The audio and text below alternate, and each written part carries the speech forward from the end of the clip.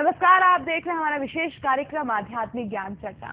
तो आइए हम शुरुआत करते हैं कार्यक्रम की और जानते हैं विचार कबीर पंथी पारखी संत अभिलाष दास बुरहानपुर गद्दी से संबंधित इलाहाबाद गद्दी सीन बनाम जगत गुरु तत्वदर्शी संत रामपाल जी महाराज सतलोक आश्रम बरवाला जिला हिसार हरियाणा के विचार।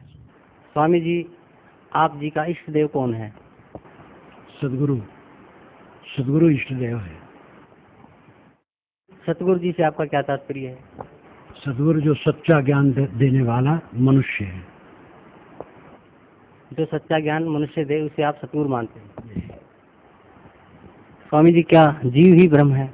बिल्कुल, जीव ब्रह्म ही ना परा है, वेदांत भी कहता है जीव ब्रह्म ही है। और कहने वाला जो समझने वाला है, जहाँ जाओ जीव स्कूल में मिलता है, कॉलेज में मिलता है, कारखाने में मिलता है, खेत में मिलता है, दफ्तर में मिलता है, मंदिर मस्जिद में मिलता है, हर जगह जीव ही तो मिलते हैं। जीव ही ब्रह्म है, इसमें कोई संदेह की जरूरत नहीं है। स्वामी जी, क्या आप कबीर पंथ से संबंधित हैं? आप कबीर पंथी हैं? हाँ, कबीर पंथ एक समाज है और एक पंथ बना है और कहानी की दृष्टि ठीक है, हूँ ही। स्वामी जी, संसार का कोई उत्पत्ति करता है या स्वयं नर मादा से बनता है तथा समय आने पर अपने आप बिगड़ जाता है? न तो बिगड़ जाता है न सर्वथा बना है। ये बीज है पहले वृक्ष, अंडा है कि मुर्गी, ये प्रवाह रूप अनादि अनंत है। द्रव्य नित्य है, उनमें गुणधर्म नित्य हैं, उनके गुणधर्मों से सृष्टि क्रम नित्य है। ये कहीं ना आरंभ है ना अंत है, ये सब समय चलता रहता है। संसार की उत्पत्ति कैसे हुई? संसार की उत्पत्ति ही नहीं हुई, संसार सदा से है। आप यही समझ लीजिए, विज्ञान से देख लीजिए कि द्रव्य जितना है उतना ही रहता है, वो न घटता है न बढ़ता है। और हर द्रव्य में क्रिया है, गति है, गुणधर्म है। और जिन गुणधर्मों और क्रियाओं से सृष्टि होती है वो गुणधर्म मूल द्रव्य में नित्य है। इसलिए सदा से जड़ चेतन है, सदा से उनके गुणधर्म हैं और सदा से उनका प्रवाह है। स्वामी जी, पारख सिद्धांत को फलीभूत करने के लिए आपके पंथ के प्रवर्तक ने कौन से ग्रंथ को आधार माना है? वो तो बीजक उनकी वाणी है, बीजक ही उनकी वाणी है मुख्य, उनकी हुई रचना है। ये कौन से ग्रंथ से प्रमाणित है? बीजक, कबीर बीजक। स्वामी जी, जीव की मुक्ति भक्ति से संभव है, किसी मंत्र के जाप से संभव है या ध्यान लगाने से संभव है? मंत्र जाप से मुक्ति नहीं होती है। स्वामी जी, अभी हम आपसे चर्चा कर रहे थे कि आप बता रहे थे कि 2.5 घंटे ध्यान लगाते हैं या 3 घंटे ध्यान लगाते हैं, तो ध्यान का मोक्ष मार्ग में या भक्ति मार्ग में ध्यान का क्या महत्व है? ध्यान का अर्थ है कुछ न सोचना। पहला दान तो यह है कि किसी महापुरुष का चित्र मन में लेकर के उसे मन रोकना, आंखें बंद किए तो आंखों में जो गर्मी इत्यादि की दिखाई देती है उसे मन ठहराना या सांस पर मन ठहराना, तो ये सब क्रिया योग है। आलंबन है, सहारा है पहले। अंतिम ध्यान है कुछ न सोचना। तो स्वामी जी, आपका मानना है कि मुक्ति के लिए किसी विशेष मंत्र जाप की आवश्यकता नहीं है? नहीं, ये कोई जरूरत नहीं है। और जो जपते हैं बुरा नहीं है, वो जपना चाहिए उनको। जब जपेंगे समझेंगे वो जप अब छूट जाएगा, तब तो अंतर्मुख हो जाना है। वहाँ जब तक कुछ नहीं, क्रिया शून्य। स्वामी जी, संसार की उत्पत्ति पर कुछ प्रकाश डालें। मैं तो पहले कहा संसार उत्पत्ति हुई नहीं है, संसार सदा से है और सदा रहेगा। ये तो विवेक से देखिए कि जड़ और चेतन दो सत्ताएं नित्य हैं और इनमें अपने गुणधर्म हैं, उनके गुणधर्मों से सदा से जगत है, सदा रहेगा। स्वामी जी, कबीर साहब को आप किस रूप में मानते हैं? कबीर साहब को सदगुरु मानते हैं, मानव मानते हैं, मानव रूप में मानते हैं। और सदगुरु महान संत, चमत्कारी नहीं मानते हैं। चमत्कार पारक सिद्धांत में कहीं नहीं माना जाता है। सब मनुष्य हैं। दुनिया के बड़े बड़े पुरुष जिनको लोग अवतार बना डाले और दूत बना डाले ईश्वर का, और कुछ सब मनुष्य हैं केवल। वो तो अलौकिकता मढ़ी जाती है अपना प्रचार बढ़ाने के लिए, और असत्य आता है इसलिए वो सत्य दब जाता है। और वास्तविकता यह है कि जितने महापुरुष हैं मनुष्य हैं, जितनी पुस्तकें हैं मानव की रचनाएं हैं, जितने संप्रदाय हैं मानव की चलाएं हैं। स्वामी जी, कुछ संत या कुछ महंत कबीर जी को परमात्मा मानते हैं, क्या वो सही है? हाँ, बहुत लोग हैं, ज़्यादा लोग हैं, वो मानते हैं कि कबीर साहब परमात्मा हैं, अनंत ब्रह्मांड नायक हैं। उनको धन्यवाद है लेकिन हम इसको मनुष्य मानते हैं और यही वास्तविकता है। स्वामी जी, आपके पूज्य गुरुदेव जी का नाम जान सकते हैं? हाँ बिल्कुल, सदगुरु श्री राम सूरत साहब। स्वामी जी, कि आप जी का या आपके पंथ का, पारक पंथ का इष्ट देव कौन है? कबीर साहब हैं। कबीर साहब ही हमारे इष्ट हैं। कबीर साहब को तो आप मनुष्य रूप में मानते हैं। तो मनुष्य तो हमारे इष्ट हैं। बिल्कुल मनुष्य इष्ट हैं और पंथ की दृष्टि से और बोध की दृष्टि से वही हमारे सर्वोपरि इष्ट हैं। स्वामी जी, कई जगह दीवारों पे लिखा मिलता है कि कुल का मालिक एक है, इसका क्या मतलब है? हाँ, वो ऐसी धारणा वो भी है। सारी सृष्टि में एक नियम है, विश्व नियम, और विश्व नियम से सब चलता है। वो नियम ही खास है जो संसार की गतिविधि में है, उसको वेदों में ऋत कहा गया है। संत लाओ जी आज से 2500 वर्ष पूर्व हुए हैं चीन में। उनकी ताओ ते चिंग नाम की पुस्तक, उस पर मेरा भाष्य भी है।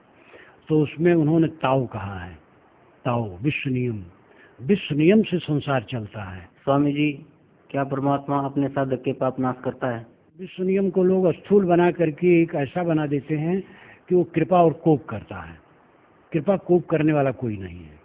जो हम करेंगे वो भरेंगे, लेकिन कमजोर मन को ये चाहिए कि हम पाप भी करें तो वंदना करें तो क्षमा कर दें। इसलिए लोग गढ़ते गढ़ते ऐसा भावुक भगवान बना लिए हैं कि सारा पाप करो, उसका नाम ले लो, कट जाएगा। और इससे गड़बड़ी और बढ़ी है।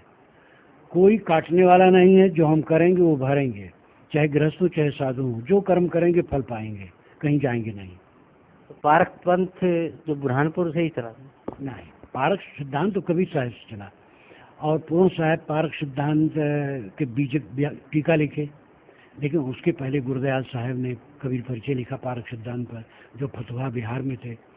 और रामराज साहब ने पंचग्रंथी लिखी जो बिहार में थे। तो इस प्रकार धनौती में पारक सिद्धांत का विचार होता रहा। तो कबीर साहब के बाद ही से पारक सिद्धांत का विचार होता रहा है। और बुरहानपुर में तो 150 वर्षों से पारक सिद्धांत प्रचारित हुआ, उसके पहले से पारक सिद्धांत रहा है। क्या कभी वेदों को भी पढ़ा है? हाँ, वेदों को पढ़ा, वेदों को पढ़ा। लेकिन यहाँ तो वेदों को पढ़ा, वेदों पर लिखा। वेद पर मेरी पुस्तक है, वेद क्या कहते हैं, जो 700 पृष्ठों की है। और 10 वर्ष में उसके 4 संस्करण छप गए हैं। हमारे मित्र कहते थे कि आपकी सब पुस्तकें चलती हैं, वेद तो आपके जीवन में एक बार छपेगा, क्योंकि समझते थे गुण है। परंतु वो 4 बार छप चुकी 10 वर्ष में। तो वेद तो पहले से पढ़ता हूँ, आज भी पढ़ता। लेकिन स्वामी जी, हमने सुना कि वेदों में परमात्मा को साकार माना। ना, ये तो बहुत गलत है। वेदों को जानते ही नहीं है वो, तो वैसे कहेंगे। वेदों को ऐसा स्थूल परमात्मा कहीं कोई नहीं माना है वेदों में। वेद में कर्म कांड ज़्यादा है। प्राकृतिक शक्तियों को देव मान करके उनकी उपासना ज़्यादा है। सूर्य, अग्नि, वरुण, मरुत, इंद्र, बदिक्रा, ये सब प्राकृतिक शक्तियाँ हैं। इनके प्रति उपासना है। और आध्यात्मिक चिंतन जगह जगह है। उसमें कोई स्थूल ईश्वर को कहीं नहीं माना गया है। देहधारी, अवतार, ये सब कहीं कुछ नहीं माना गया है। क्या कभी गीता जी को भी पढ़ा है? गीता खूब पढ़ा। गीता घर में रह करके तो कंठे था करीब करीब। और गीता सार मेरी पुस्तक है। अभी महाभारत में पूरे गीता को लिखा हूँ। गीता का ज्ञान अर्जुन को किसने कहा? अब जहाँ तक रूपक है उसमें कृष्ण भगवान ने कहा और अर्जुन ने सुना। लेकिन श्री कृष्ण महाराज के बाद बहुत गीता बनी है। ईसा के कुछ सौ वर्ष पहले से लेकर पीछे तक 500-600 वर्ष तक बनती रही है। उसमें गीता सार की भूमिका में सब में प्रमाण दिया हूँ। लेकिन अनोखी पुस्तक है और उससे लाभ लेना चाहिए। जो भावुकता है वो भी समझना चाहिए। भावुकता भी है, लेकिन काम की चीजें बहुत हैं। गीता का ज्ञान किसने कहा? वही तो कहता हूँ, रूपक के अनुसार कृष्ण ने कहा और अर्जुन ने सुना। ये रूपक है, लेकिन लेखक तो और कोई है। अब लेखक के विषय में एक निर्णय करना वेदव्यास नाम माना जाता है। अभी आपने सुने कबीर पंथी पारखी संत अभिलाष दास बुरहानपुर गद्दी से संबंधित इलाहाबाद गद्दी सीन के विचार। और आइए अब जानते हैं जगत गुरु तत्वदर्शी संत रामपाल जी महाराज सतलोक आश्रम बरवाला, जिला हिसार, हरियाणा के विचार।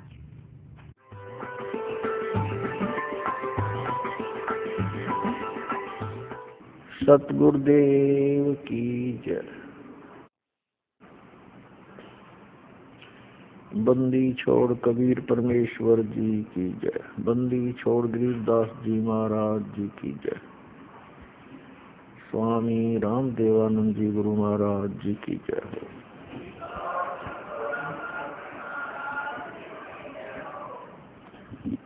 गरीब नमो नमो सतपुरुष को नमस्कार गुरु की नहीं। सुर नर मुनि जन साधुआं संतों सर्वस्ती नहीं। सतगुरु साहिब संत सब दंडोतम प्रणाम। आगे पीछे मध हुए तिनको जो कुर्बान। दंडवतम गोविंद गुरु बंधु अविजन सोए। पहले भये प्रणाम तिन नमो जो आगे। पुण्यात्मा, आप जी सुनते आए हो विशेषकर 2-3 वर्षों से कि सन 2012 में प्रलय होएगी।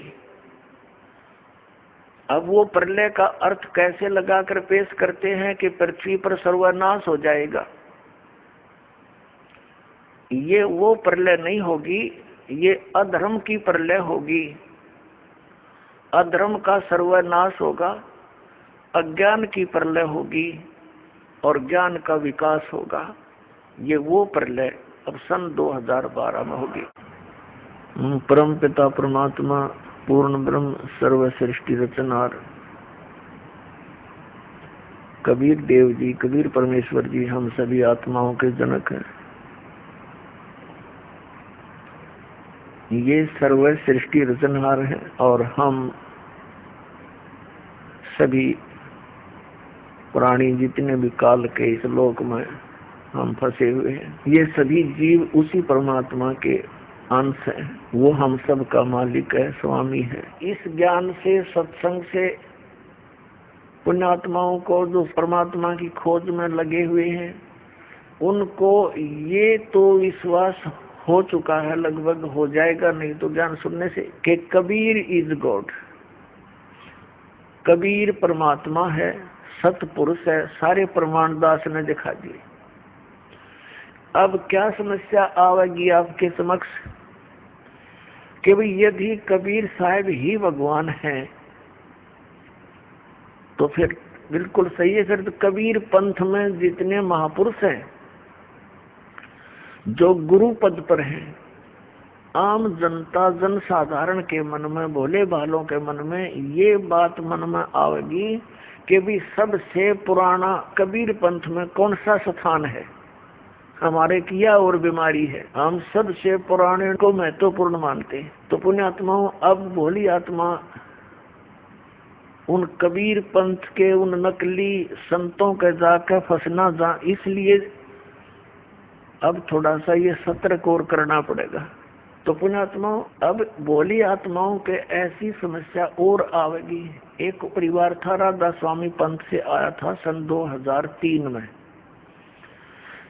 पूरा परिवार आया, यहाँ पर दीक्षा ले ली क्रोध आश्रम में और अच्छी लगन से लगे रहे। फिर उनके मन में भी यही दोष पैदा हो गया, सारा ज्ञान समझकर, कि भाई दामा खेड़ा के अंदर धर्मदास साहिब जी की गद्दी से संबंधित संत बताए हैं। कोई सिर फिरा मिल गया उनको दामा खेड़ा के गद्दी का कोई भक्त, उसने बता दिया उनको कि पूर्ण मोक्ष चाहिए तो दामा खेड़ा गद्दी वालों से ही होगा। कबीर साहब ने उनको वरदान दे रखा है। अच्छा, उनको झाड़ा लाने का वरदान दे रखा, कनपेट झाड़न का। कबीर साहब ने तेनू बता रखा जो सच्चा नाम देगा उससे मोक्ष होगा। सतनाम तो वंश से नहीं, नाद से होगा। यानी आज तक किसी ने देख लो, नाद वाले जितने यानी वचन के से उनसे ही हमारा पंथ उजागर हुआ है। और जिसके पास सही नाम है उसी से मोक्ष होगा, किसी पीढ़ी से। उनका वह बात पक्की गचगी।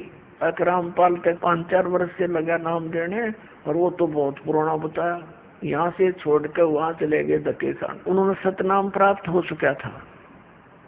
सार नाम तो बालक ने कहा था भी थोड़ा सा और रोशनी हो लेने दे, फिर जल्दी दिया करेंगे, अभी तो थोड़ा खींच कर लेना है, समय बढ़ाना है। तो उनने जाकर पूछा जी हमने नाम दे दो, दामा खेड़ा पहुंच गए। वो बोले भाई ठीक है बैठो नाम देते हैं। उनने सुना दिया पूरा शब्द, अदर नाम अमर नाम पाताल सब सिंधु नाम, यही हंस का काम। वह देखे उनके मुंह की तरफ, वो कहने लगे सतनाम कौन सा होता? बोला ये है जो कुछ है, जो कुछ है बस यही है। अब वो वहां से तो खिसियानी बिल्ली होकर आ गई। उन्होंने फिर स्कीम बनाई, किसी ने बताया कि वहां कबीर चौरा है काशी में, वहां परम संत पाओगे, वहां धक्के खाई। आखिर में वो भक्ति से हीन हो गई, यहाँ से भी गई। तो कहने का भाव ये पुण्यात्माओं, इस काल ने तो कई शिकंजे कस रखे, बहुत बंधन बांध रखे, पर अब ये सारे समाप्त करने पड़ेंगे। बात सारे समाप्त करेगा और ऐसा कर देगा इन सबको कि इनके पास खक नहीं, सबके जोड़े खाली करके दिखा दूंगा। अब देखो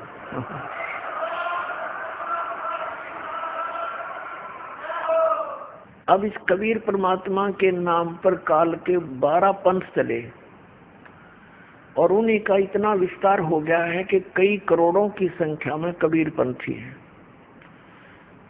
कई करोड़, लगभग 20 करोड़ से भी ज्यादा होंगे पूरे मिला करके भारतवर्ष में कबीर पंथी। लेकिन है वो नकली संतों से प्राप्त ज्ञान युक्त, वो ज्ञान पूरा नहीं उनका, न उनके पास भक्ति मार्ग।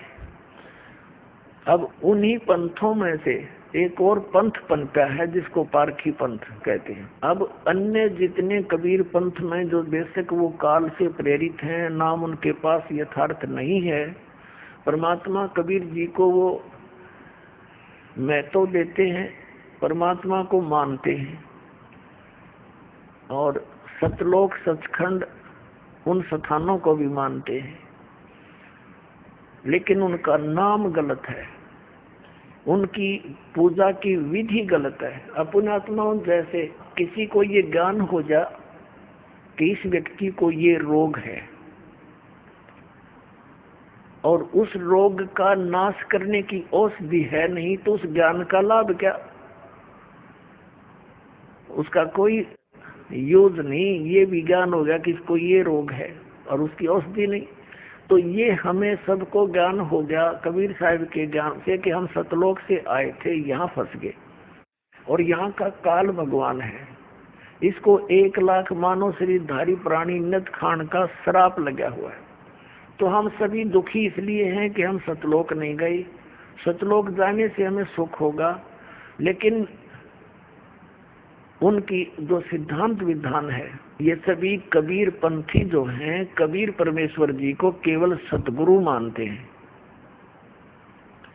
परमात्मा नहीं मानते, और परमात्मा को सतलोक में निराकार मानते हैं। ये जो कबीर पंथी हैं, ये अस्तित्व भगवान का मानते हैं कि भगवान है, परमात्मा है, सतपुरुष है, जीव घन है, लेकिन इनके पास मोक्ष मार्ग नहीं, यथार्थ ज्ञान नहीं सतपुरुष का। जैसे हमने आम के महिमा का ज्ञान हो गया, आम के कि कितना स्वादिष्ट फल है, और उसका बीज है नहीं, आम के स्थान पर बबूल का बीज दिया और आशा लगाए बैठे आम की, तो ये सारी ये बात बिगड़ गई। ये तो दशा है कबीर साहिब के उन 12 पंथों और उनसे निकली हुई अनेकों ब्रांचों की। और एक जो पारखी पंथ है, ये तो कतिये नास्तिक लोग हैं। इनका क्या विधान है कि एक तो ये मानते हैं कि जीव ही परमात्मा है। बताओ, जीव ही भगवान है, और फिर कहते हैं ध्यान लगाओ, और ध्यान की अंतिम उपलब्धि ये क्या बताते हैं कि विचार शून्य हो जाओ, बस ये अंतिम ध्यान की प्रागाढ़ता है। और जीव ही भगवान है, ये तो इनका ज्ञान है। और विचार सुन हो जाना, ये इनका ध्यान है। इनसे कोई पूछने वाला हो भले पुरुष हो, जब जीव ही भगवान है तो फिर साधना की और ये आश्रम बनाने के लिए पुस्तक छापने की आवश्यकता रहेगी? 2 अक्षर की बात है, भगवान तो है नहीं, जीव ही भगवान है। बताओ, कोई बुद्धिमान व्यक्ति इस बात को स्वीकार कर लेगा? और उसने भी लाखों लोग बका रखे, मूर्ख बना रखे। अभिलाष दास नाम का एक ये पारखी संत कहलाता, बताए इनको संत कहते आने भी शर्मावा हमने। अभिलाष दास नाम का एक संत है, इलाहाबाद और कई स्थानों पर उसने आश्रम बना रखे हैं।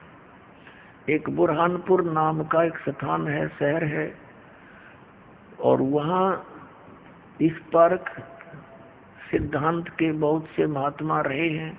बहुत पुराना, 150 वर्ष पुराना लगभग वो स्थान है। अब इनकी क्या छुरी है ये बताता हूँ आपको। ये कहते हैं ईश्वर परमात्मा कोई नहीं, जीव ही ब्रह्म अर्थात परमात्मा यानी ईश्वर है। सृष्टि का कोई कर्ता नहीं है। जगत को ये बिना ईश्वर का मानते हैं। ये कहते हैं ईश्वर है ही नहीं, भगवान है ही नहीं, तो ये परमात्मा रहित मानते हैं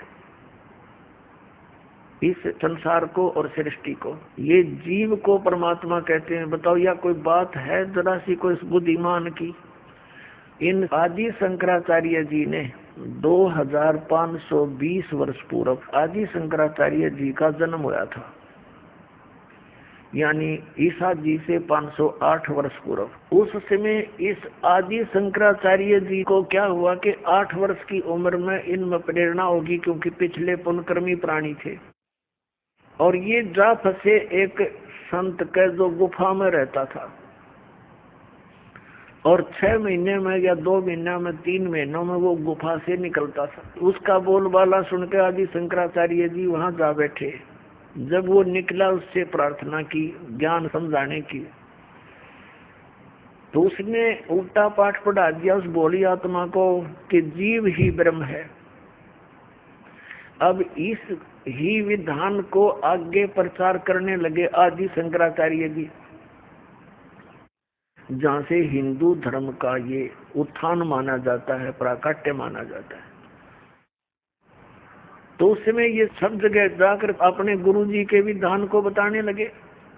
तो उस समय भी इतने बुद्धिमान व्यक्ति थे, उन्होंने कहा कि हे महात्मा जी, जब जीव ही ब्रह्म है तो फिर हमने करना क्या रह गया? हम आप भगवान है, फिर क्यों दर दर आप अपना प्रचार करते फिर रहे हो? आप भी भगवान और हम भी भगवान, फिर हमारा करना क्या रह गया? फिर अब ये बात उस आदि शंकराचार्य के भी समझ में आ गई। वही बात तो यह भी ठीक है, ये बात तो जची नहीं, क्योंकि फिर गुरुजी उनके जीवित थे।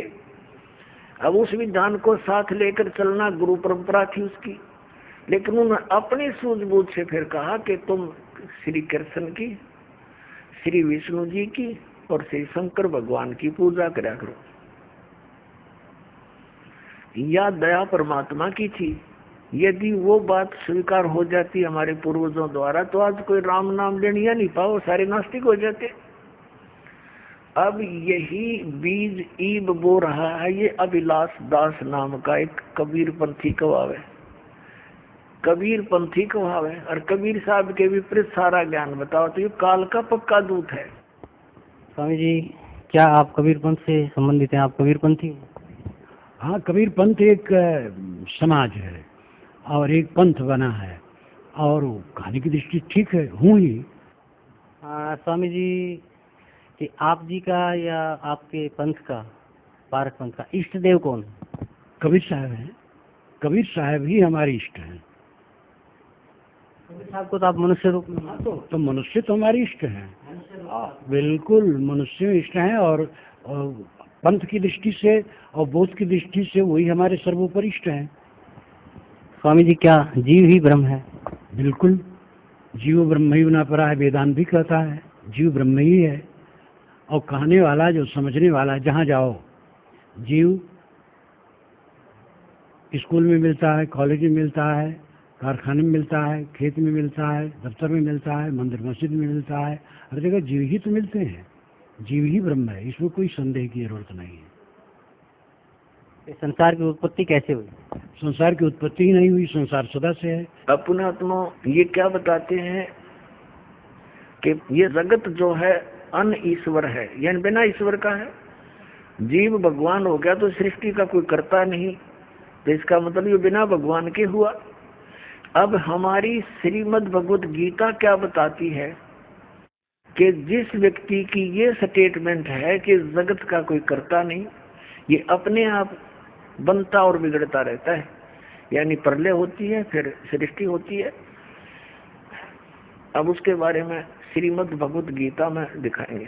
पहले इनकी सारी थ्योरी बताता है दास। और ये पारखी जो संत हैं ये नहीं मानते कि ऊपर कोई लोक है, सतलोक है या कोई स्वर्ग लोक है, ये नहीं मानते। कहता ये सब काल्पनिक बातें हैं, काल्पनिक बनावटी।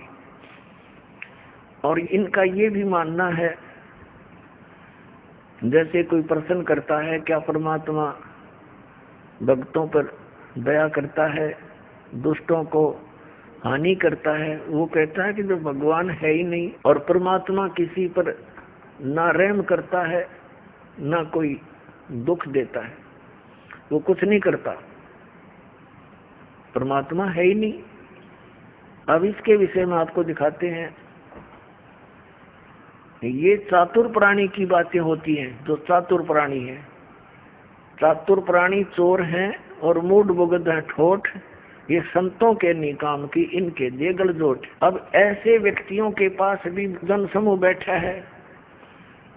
कमाल कर दिया ये भगवान, कितनी श्रद्धालु, कितने डिवोटी हैं, आंख मीच कर बैठे हैं। गुरुजी जो बता देते हैं वो सही है, बिल्कुल सही है। अब इतने चतुरता ये संत पद पर प्राप्त प्राणी होते ही हैं कि एक आम जनसाधारण तो कोरा कागज होता है, उस पर कुछ भी लिख दे, उसमें तो वही अंक अंकित हो जाते हैं। तो इस प्रकार लाखों लोगों को डबोए बैठा है। अब देखना, ये है श्रीमद् भगवत गीता और जय दयाल गोविंद का इसका अनुवादक है। और ये कौन सी है? पदच्छेद अन्वय साधारण भाषा टीका से ये इसका अनुवाद करता है, इसका यो नाम लिख रखा है। और देखना, ये है अध्याय नंबर 16 और श्रीमद् भगवत गीता, और इसका श्लोक नंबर 7 से शुरू करेंगे। अब गीता ज्ञान दाता कहता है कि मैंने ऊपर तो बता दिया देवी प्रकृति वालों की जो जानकारी दे दी। अब दूसरी असुरी प्रकृति वाले हैं, वो 2 प्रकार के व्यक्ति हैं। तो असुर स्वभाव वाले मनुष्य, ये 7वां श्लोक में, असुर यानी राक्षस स्वभाव वाले मनुष्य प्रवृत्ति और निवृत्ति इन दोनों को भी नहीं जानते, इसलिए उनमें न तो बाहर भीतर की शुद्धि और न श्रेष्ठ आचरण है और न सत्य भाषण ही है। वो सच्ची बात भी कहते, वो बात को घुमाते हैं, झूठ बोलते हैं। अब 8वें श्लोक में देखिएगा, अध्याय नंबर 16 के 8वां। वे असुर प्रकृति वाले मनुष्य कहा करते हैं कि जगत आश्रय रहित है, सर्वथा असत्य और बिना ईश्वर के अपने आप केवल स्त्री पुरुष या नर मादा के संयोग से उत्पन्न है। केवल काम ही इसका कारण है, इसके सिवा और क्या। 9वें में कहा कि इस मिथ्या ज्ञान को अवलंबन करके जिनका स्वभाव नष्ट हो गया है और जिनकी बुद्धि मंद है, वे यानी जड़मती, वे सबका अपकार करने वाले कुकर्मी उग्र कर्मणा माने निकम्मे, ये बकवाद करने वाले कुकर्मी मनुष्य जगत के नाश के लिए ही समर्थ होते हैं, प्रगट होते हैं। इसका अर्थ ये अपने आत्मा इस पवित्र श्रीमद् भगवत गीता ने ये स्पष्ट कर दिया कि वो असुर स्वभाव के व्यक्ति होते हैं जो ये कहते हैं कि कोई भगवान नहीं, यानी सृष्टि अन ईश्वर है, ये जगत अन ईश्वर है, इसका कोई भगवान नहीं। अब ये जो कहलाता है। वैसे तो इसको कबीरपंथी कहते हुए दास को तो शर्म आती है, लेकिन इनके ज्ञान को सार्वजनिक किए बिना जनता को समझ में नहीं आवे कि ये कितना मिथ्या ज्ञान प्रचार करे। इस अभिलाष दास जी ने एक गीता सार लिखा है। इससे कोई पूछता है, जैसे इसके भक्त काफी यहाँ आए थे, हमसे मिलते रहते थे, उनसे वार्ता होती रहती है, तो वो क्या बताते हैं कि वो अभिलाष दास जी ने सैकड़ों पुस्तक बना रखी है और एक गीता सार भी बना रखा है। वो गीता सार पढ़ा दास ने। ये चातुर प्राणी होते हैं जो इनके इस अज्ञान विधान में उल्टी सुलटे करके जो समर्थन इनको महसूस होता है, उनको तो ये ले लेते हैं अपने प्रमाण में और बाकी श्लोक छोड़ देते हैं। श्रीमद् भगवद गीता में 700 श्लोक हैं और इस बड़े पुरुष ने अपने अनुसार जो इसको चाहिए थे, जो इसके अनुकूल थे, वो सिलेक्ट कर लिए, बाकी छोड़ दिए।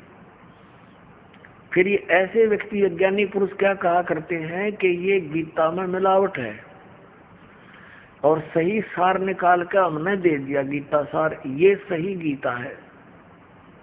दिखाऊं आपको, इनके देखिएगा, ये है पुस्तक गीता सार, अभिलाष दास इसके अनुवादक है। पूरा डिटेल दिखाएंगे यहाँ से। ये प्रकाशक है कबीर पारख संस्थान, संत कबीर मार्ग, प्रीतम नगर, इलाहाबाद से। ये वहां से छपी है। पहली बार सन 1975 में। वो तरह बता कब से ये विष घोल रहा है समाज में। 1975 में पहली बार छपी थी और मुद्रक है Indian press private limited, Panna Lal road, Allahabad. अब दिखाता हूँ आपको इसकी कलाबाजी, देखियो। एक तरफ तो ये कहते हैं भगवान किसी का भला बुरा नहीं कर सकता। स्वामी जी, क्या परमात्मा अपने साधक के पाप नाश करता है? विश्व नियम को लोग स्थूल बना करके एक ऐसा बना देते हैं कि वो कृपा और कोप करता है। कृपा कोप करने वाला कोई नहीं है। जो हम करेंगे वो भरेंगे, लेकिन कमजोर मन को ये चाहिए कि हम पाप भी करें तो वंदना करें तो क्षमा कर दें। इसलिए लोग गढ़ते गढ़ते ऐसा भावुक भगवान बना लिए हैं कि सारा पाप करो, उसका नाम ले लो, कट जाएगा। और इससे गड़बड़ी और बढ़ी है। कोई काटने वाला नहीं है। जो हम करेंगे वो भरेंगे, चाहे गृहस्थ हो चाहे साधु हो। जो कर्म करेंगे फल पाएंगे, कहीं जाएंगे नहीं। और फिर गीता सार के 8 पृष्ठ पे ये क्या कहता है अभिलाष दास, सारा कुछ भूमिका लिख कर ये क्या कहता है, गुरुदेव सबका मंगल करें और यही शुभाकांक्षा है मेरी। बता, एक तरफ तक है यो कि भगवान कुछ नहीं कर सकता, फिर गुरुदेव तेरा मंगल करेंगे, तेरे गुरुजी मंगल करें, सबका भला करें। है इनकी दोगली बातें, कहीं सिर पैर नहीं पाओगे। अभी तो सटाट है इसकी कलाबाज दिखाता हूँ। ये देखिएगा, अध्याय नंबर 16 का इसने अनुवाद किया है अपनी इस गीता सार में। अध्याय 16 और ये गीता सार, इसने 1 से लेकर ये 6वां श्लोक है। इसने क्या किया है, इसकी देखो कितनी कलाबाजी है। यहाँ से दिखानी पड़ेगी थोड़ी। इस चतुर आदमी ने क्या कर रखा है, अपने घर का नीला रखा है इसने कुछ ना, इसने खुद अनुवाद किया। इसने क्या लिखा है, जो ये पुस्तक दास ने अभी आपको दिखाई थी, गीता प्रेस गोरखपुर से प्रकाशित है, इसमें से कहा कि मैंने अनुवाद इसमें तो लिया, इसका अनुवाद ले रखा है, फिर अपने अज्ञान विधान को सिद्ध करने की कुचेष्टा की है। ये आपने भी देखा था, ये गीता है।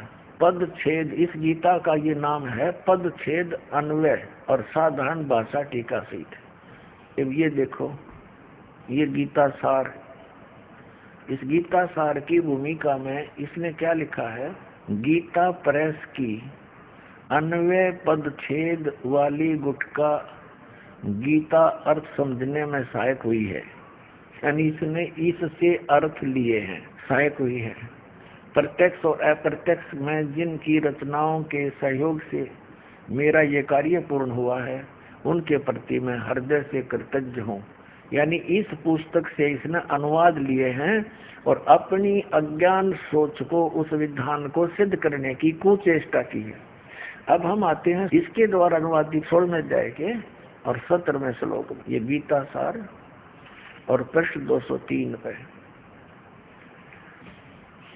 अब 7वां श्लोक इसने कैसे किया है? असुरी स्वभाव वाले ये नहीं जानते कि क्या करना चाहिए और क्या नहीं करना चाहिए।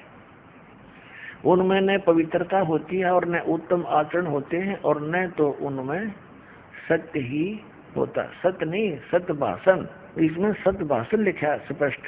अब आगे देखो, आसुरी स्वभाव वाले यह नहीं जानते कि किस कार्य में प्रवृत्त होने से भलाई है और किस कार्य से निवृत्त होना चाहिए, अथवा कर्म मार्ग क्या है तथा त्याग मार्ग क्या है। वे कर्तव्य अकर्तव्य बुद्धि से हीन होते हैं। ठीक है, यह लिखा नीचे इसी में। उनमें सत्यता की बहुत कमी होती है। असुर स्वभाव के लोग होते हैं, उनमें सत्यता की यानी सच्चाई नहीं होती, उसकी बहुत कमी होती है। अब देखो 204 पृष्ठ पे गीता सार। वे कहते हैं कि ये जगत मिथ्या तथा आधार रहित है, इसका कोई ईश्वर नहीं है, ये अपने आप पैदा हुआ है, यह केवल भोगों के भोगने के लिए है, इसके अतिरिक्त और क्या है। अब देखो इसने फिर आगे ये तो अनुवाद न्यू का न्यू ले लिया गीता प्रेस वालों का। अब इसने ये बकवास शुरू कर दिया अपनी तरफ से। इस श्लोक में वास्तव में जो लोग किसी प्रकार चेतन सत्ता नहीं मानते, जो लोग संसार के केवल भोग की वस्तु मानते समझते हैं, दुराचार में लगे रहते हैं, उन्हें आसुरी संपदा युक्त कहा है। जगत कर्ता ईश्वर न मानना आसुरी संपदा नहीं, यदि वह अध्यात्मवादी या सदाचार प्रयाण है। अब देखो ये क्या कहना चाहता है गीता जी के इस श्लोक को, इसलिए इसने लेना अनिवार्य समझा कि कहीं तेरे चेले पीछे तो कोई पढ़ ले और इसकी पहले लिपापोती कर दूं। ये क्या कहना चाहता है कि असुरी स्वभाव के लोग वो नहीं होते जो सृष्टि को भगवान रहित मानते हैं, वो नहीं होते, वो होते हैं जो दुराचारी होते हैं। जब इसमें स्पष्ट लिख दिया गीता जी में कि जो इस परमात्मा रहित मानते हैं सृष्टि को, कि इसका कोई कर्ता नहीं है, अनीश्वर उसी को कहते हैं, तो ये क्या है, ये तो बात ठीक है। गीता में लिखा है कि असुर स्वभाव वाले इस सृष्टि को ईश्वर रहित मानते हैं, परमात्मा इसका कर्ता नहीं मानते। ये कहना चाहता है कि गीता जी के इस 16वें अध्याय के 7 से लेकर 9 तक इसमें उन लोगों को असुर यानी राक्षस स्वभाव को नहीं कहा जो भगवान इसका कर्ता नहीं मानते इस जगत का, उनके लिए कहा है जो दुराचारी है। इसमें स्पष्ट लिखा, देखिए पढ़ के आपको दिखाते हैं, क्योंकि पुण्यात्मा इनकी अंग्रेजी उदास समझ सके। इन भोले भाले आत्माओं को तुमने गुमराह करी रखा कई सैकड़ों वर्षों से। ये देखना, ये गीता प्रेस गोरखपुर से प्रकाशित है। इसमें स्पष्ट किया है 16वें अध्याय के 7वें श्लोक में, अध्याय नंबर 16 का 8वें श्लोक में कहा है, वे आसुरी प्रकृति वाले मनुष्य यानी राक्षस स्वभाव के व्यक्ति कहा करते हैं जगत आश्रय रहित है, सर्वथा असत्य और बिना ईश्वर के है, अपने आप स्त्री पुरुष के संयोग से उत्पन्न होता है। अपने आत्माओं, उन राक्षस स्वभाव वाले व्यक्तियों में से एक गुण ये भी है कि जो जगत को बिना ईश्वर का मानते हैं। और ये लिपापोती क्या करने की चेष्टा कर रहा है देखिए। और फिर क्या उदाहरण लिया इसने, देखना गीता सार, अभिलाष दास का गीता सार, ये देखिए अध्याय नंबर 16 के इसने थोड़े से श्लोक लिए हैं, उनमें से ये गीता सार पृष्ठ नंबर 204 पा गए। ये क्या कहना चाहता है कि जगत कर्ता ईश्वर न मानना, जगत का कर्ता ईश्वर न मानना असुरी संपदा नहीं। ये अपनी लिपापोती कर रहा है, अपने को टालना चाहता है इसमें से। और फिर क्या बताता है, यदि वह अध्यात्मवादी या सदाचार प्रयाण है, यानी अध्यात्मवादी है ना जो भगवान, अध्यात्म किसे कहते हैं, परमात्मा के बारे में जानकारी। ये कहना चाहता विलास दास के जो परमात्मा का कर्ता नहीं मानते और जो अध्यात्म मार्ग में लगे हुए हैं वो असुर स्वभाव के नहीं कहे गीता में। हाँ बता, इसका अध्यात्म खाक रहेगा जब लोगों का भगवान है नहीं, टट्टू अध्यात्म रहेगा। फिर क्या बचा है अध्यात्म फिर इसके पास? और फिर आगे क्या कहता, इसी के पॉइंट पर देखना, आगे इसी 204 पृष्ठ पे है, वास्तव में तो जगत अनादि है, इसका कर्ता खड़ा करना यह मन की कल्पना है। कर दिया स्पष्ट अभिलाष दास जी ने कि इसका कोई कर्ता खड़ा कर ले, किसी ने कोई बनाने वाला है, तो यह केवल एक बनावटी बात है, कल्पना है। ईश्वर लोगों के मन का काल्पनिक दीपक है, यानी बनावटी बातें हैं ये सारी। उसकी आवश्यकता तब समाप्त हो जाती है जब स्वरूप ज्ञान रूपी सूर्य हृदय में उदित हो जाता है। ये सब ज्ञान के बतावे हैं कि ये मान ले मैं शरीर नहीं हूँ, हाड़ चाम का पुतला शरीर है, इसमें ये रक्त घूम रहा है और जीव तो इससे अलग है, बस ये इनका अपना स्वरूप मान ले, वो मुक्त हो गया। और फिर समाधि लगाना बताते हैं कि ऐसे हटता चला जाए, तो शरीर नहीं है, तो रक्त शाम का पुतला नहीं है, तो मन भी नहीं है, तो कति स्वर्ण हो जाए, यानी माइंडलेस मैन हो जाने के बाद ये मुक्त मानते हैं, मोक्ष मानते हैं। फिर आगे क्या बताया है इसने और लिपा पोती की है, देखिए कि जैसे गीता जी में कहा है कि वो असुर स्वभाव के हैं जो ईश्वर नहीं मानते, कर्ता नहीं मानते ईश्वर को। कोई मनुष्य दुराचारी हो और ईश्वर मानता हो तो क्या वह देव हो जाएगा? और यदि कोई ईश्वर तो नहीं मानता, यानी ईश्वर तो न मानता हो परंतु उसे स्वरूप ज्ञान, आत्म ज्ञान हो तथा वह सदाचारी हो, तो क्या वह असुर माना जाएगा? देख, ये अपने चेलों को दृढ़ रखने के लिए कि तेरा दामन थामे रहे, ये छोड़ ना जाए, ये सिद्ध करना चाहते हैं कि यदि गीता जी के 16वें अध्याय के 7, 8, 9 में वर्णित इस विवरण के आधार से केवल उस व्यक्ति को जो ईश्वर नहीं मानता हो उसको नहीं माना जा सकता असुर स्वभाव का, क्योंकि दुराचारी व्यक्ति और भगवान मानता हो, ये कह रहा है अभिलाष दास जी। तो कहते वो क्या अच्छा आदमी हो सकता है, देव हो सकता है? दुराचार करता हो और भगवान की भक्ति करता हो, भगवान में आस्था हो, आस्तिक हो, तो क्या वो देव हो सकता है? इसलिए इस गीता अध्याय नंबर 16 के इन श्लोकों में यही अर्थ मानना कि जो सृष्टि का कर्ता ईश्वर ना मानता हो और आध्यात्मिक हो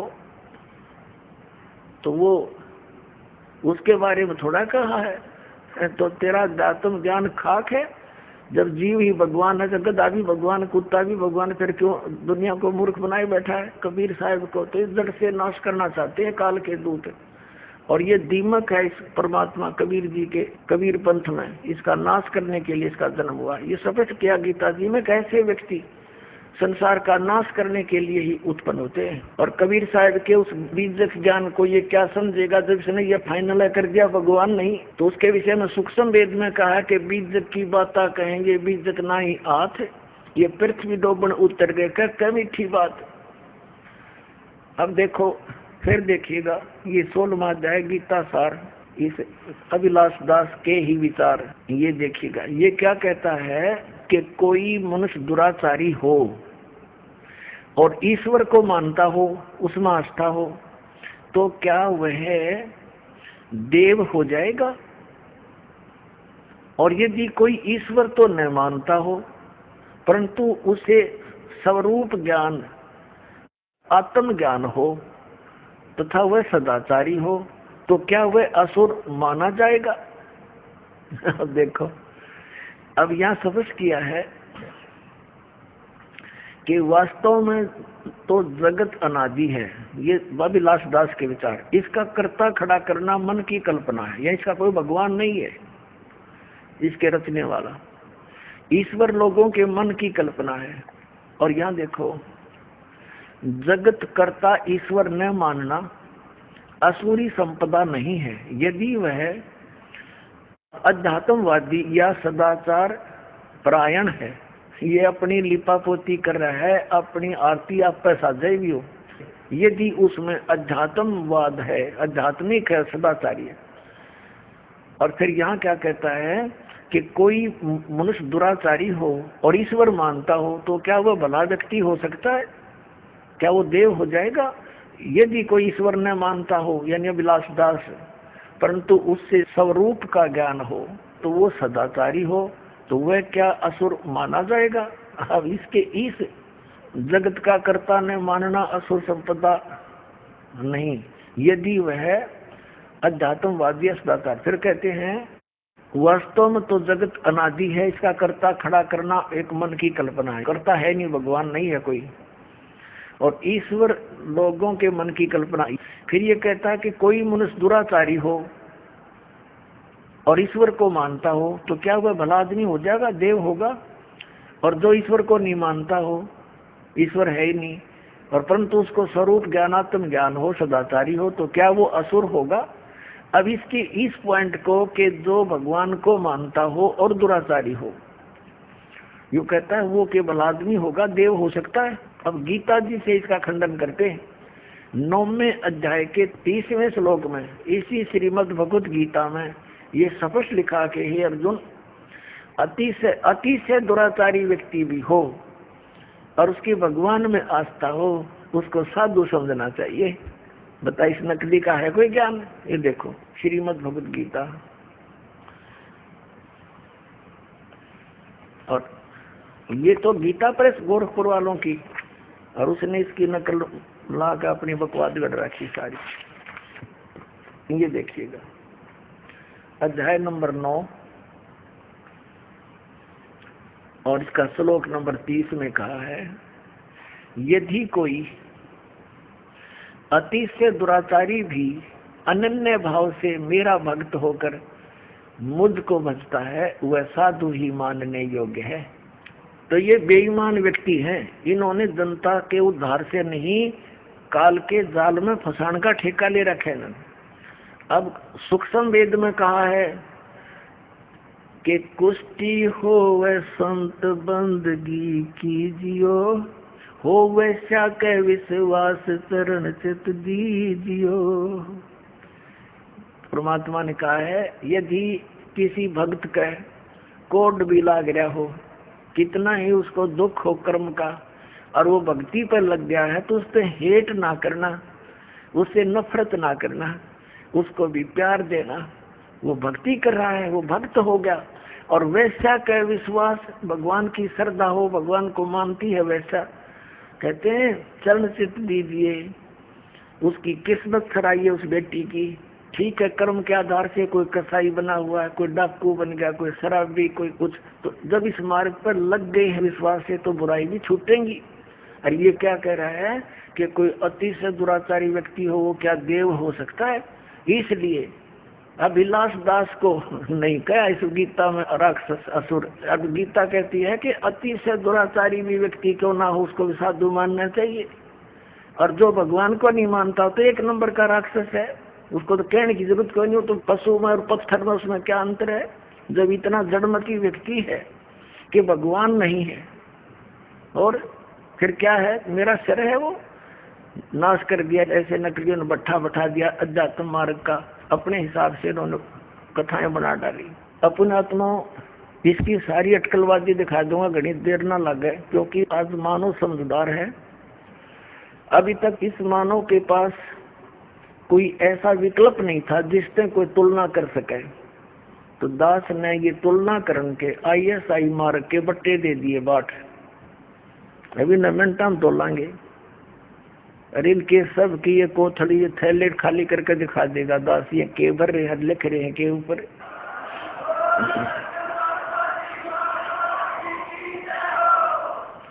अब देखो इसकी चतुरता दिखाता हूँ। इसने गीता सार बनाया विलास दास जी ने, देखिएगा गीता सार। अब परमात्मा कहते हैं ऐसे व्यक्ति परमात्मा के दुश्मन होते हैं, द्रोही हैं। इसने इस गीता सार में कैसी कलाबाजी दिखाई है, दिखाता हूँ आपको।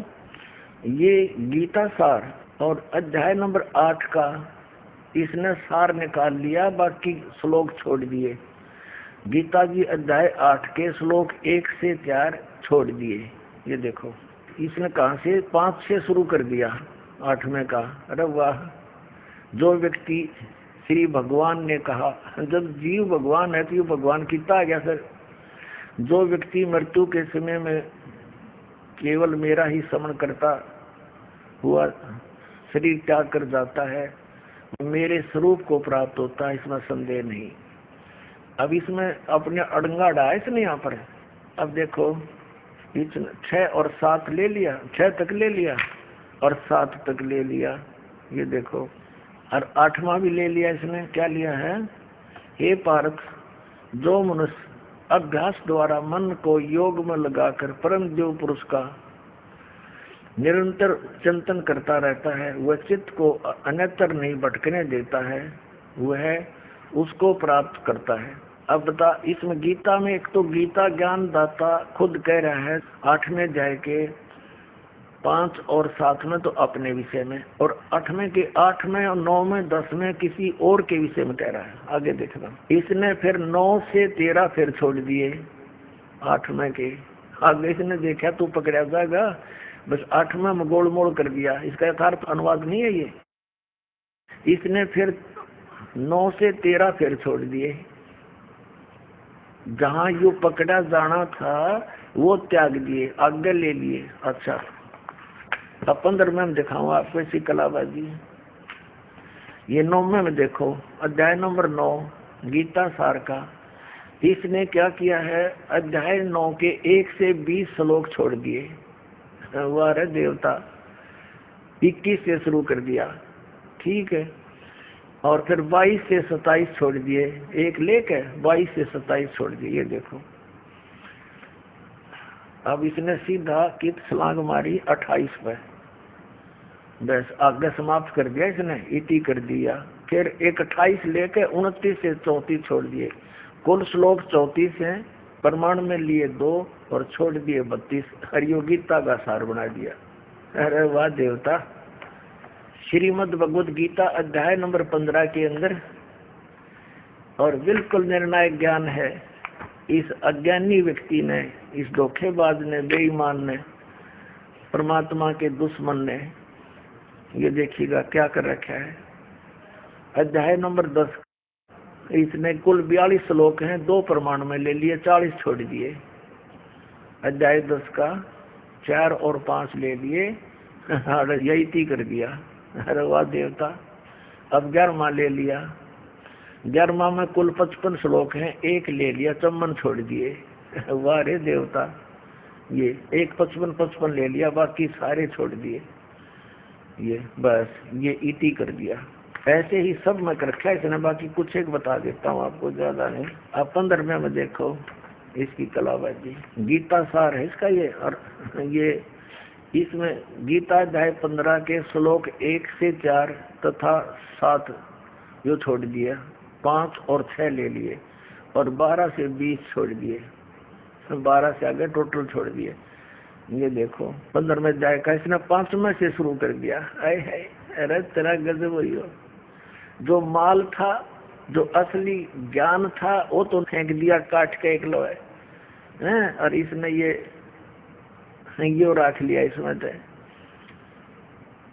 1 से लेकर 4 में निर्णायक ज्ञान है। ऊर्ध्व मूलम अधः शाखम, ऊपर को जड़ और नीचे को तीनों गुण रूपी शाखा वाला उल्टा लटका संसार रूपी वृक्ष है।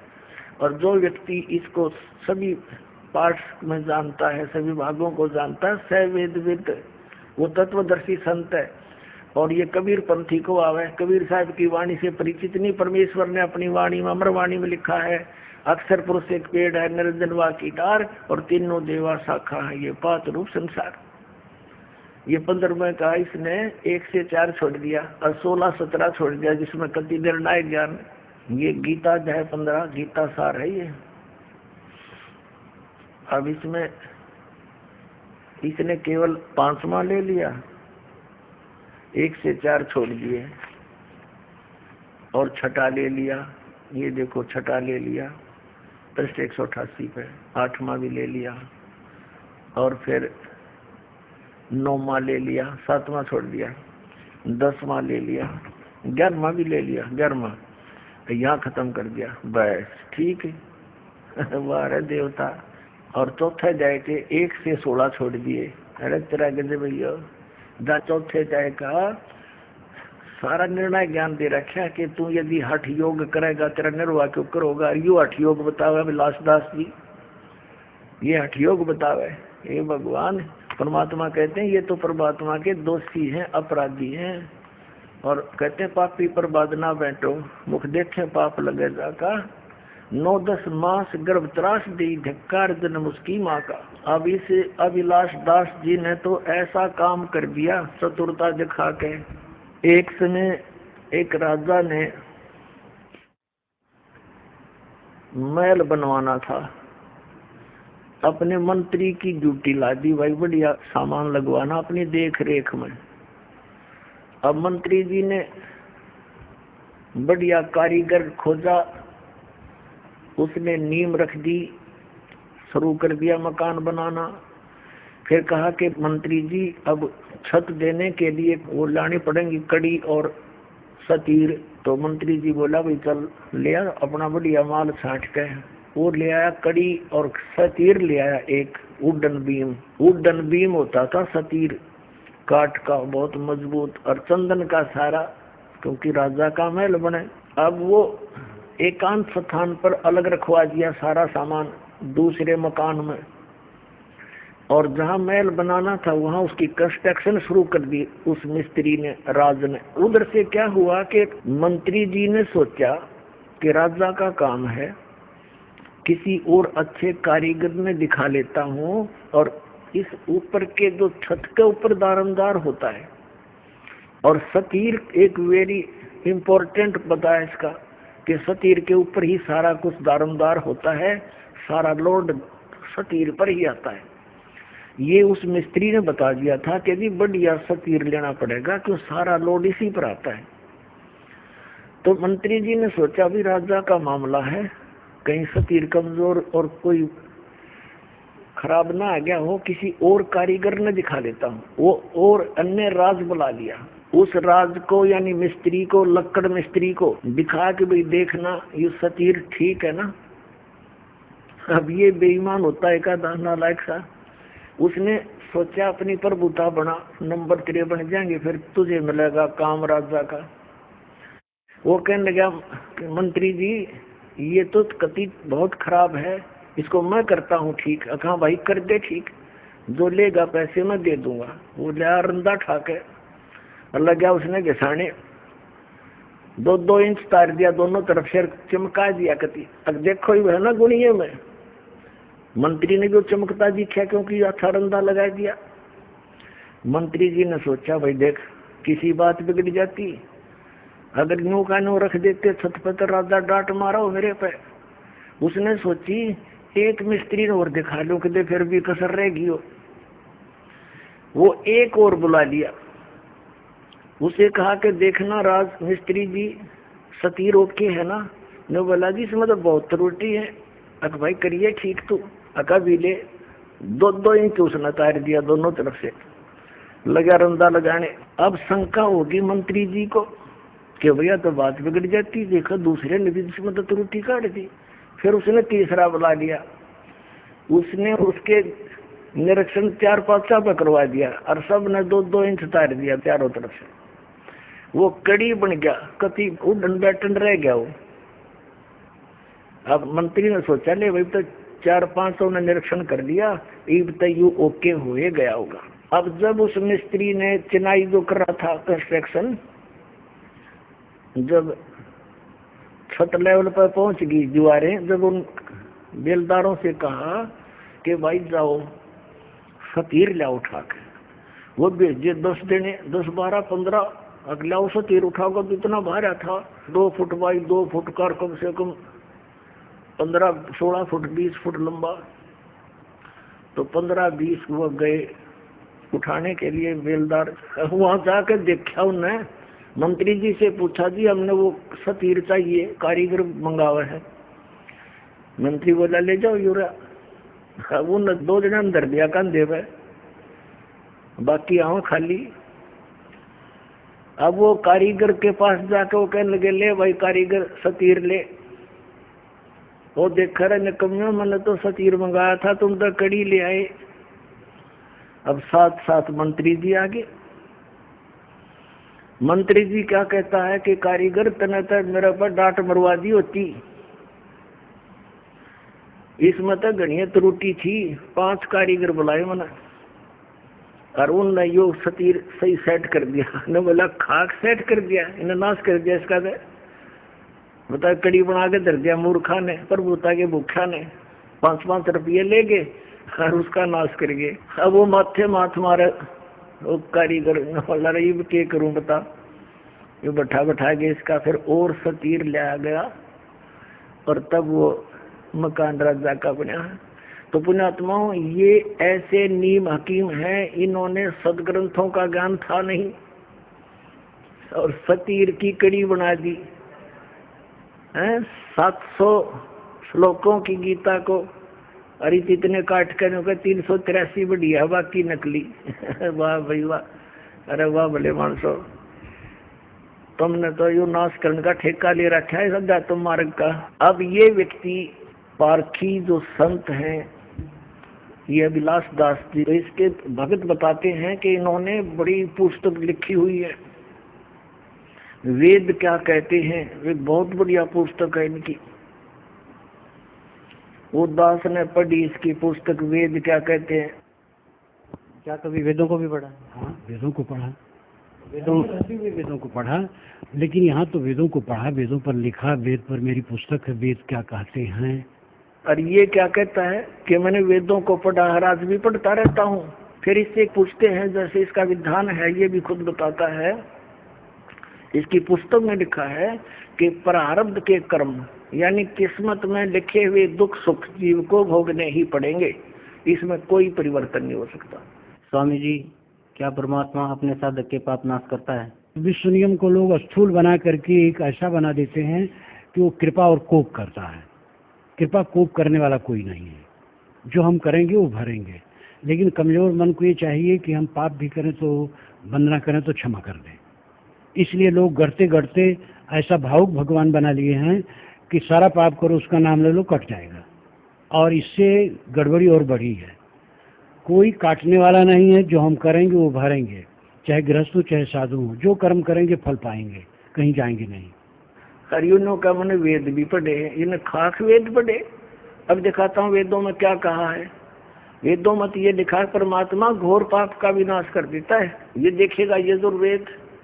और ये महर्षि दान सरस्वती द्वारा इसका अनुवाद है। प्रकाशक है सार्वदेशिक कार्य प्रतिनिधि सभा 2/5 महर्षि दान भवन, रामला मैदान, नई दिल्ली से। और ये यहाँ से छपा है प्रिंस ऑफसेट प्रिंटर्स 1510 पटौदिया उत्तरियागंज, नई दिल्ली से। 8वें अध्याय का और 13वां श्लोक दिखाते हैं आपको।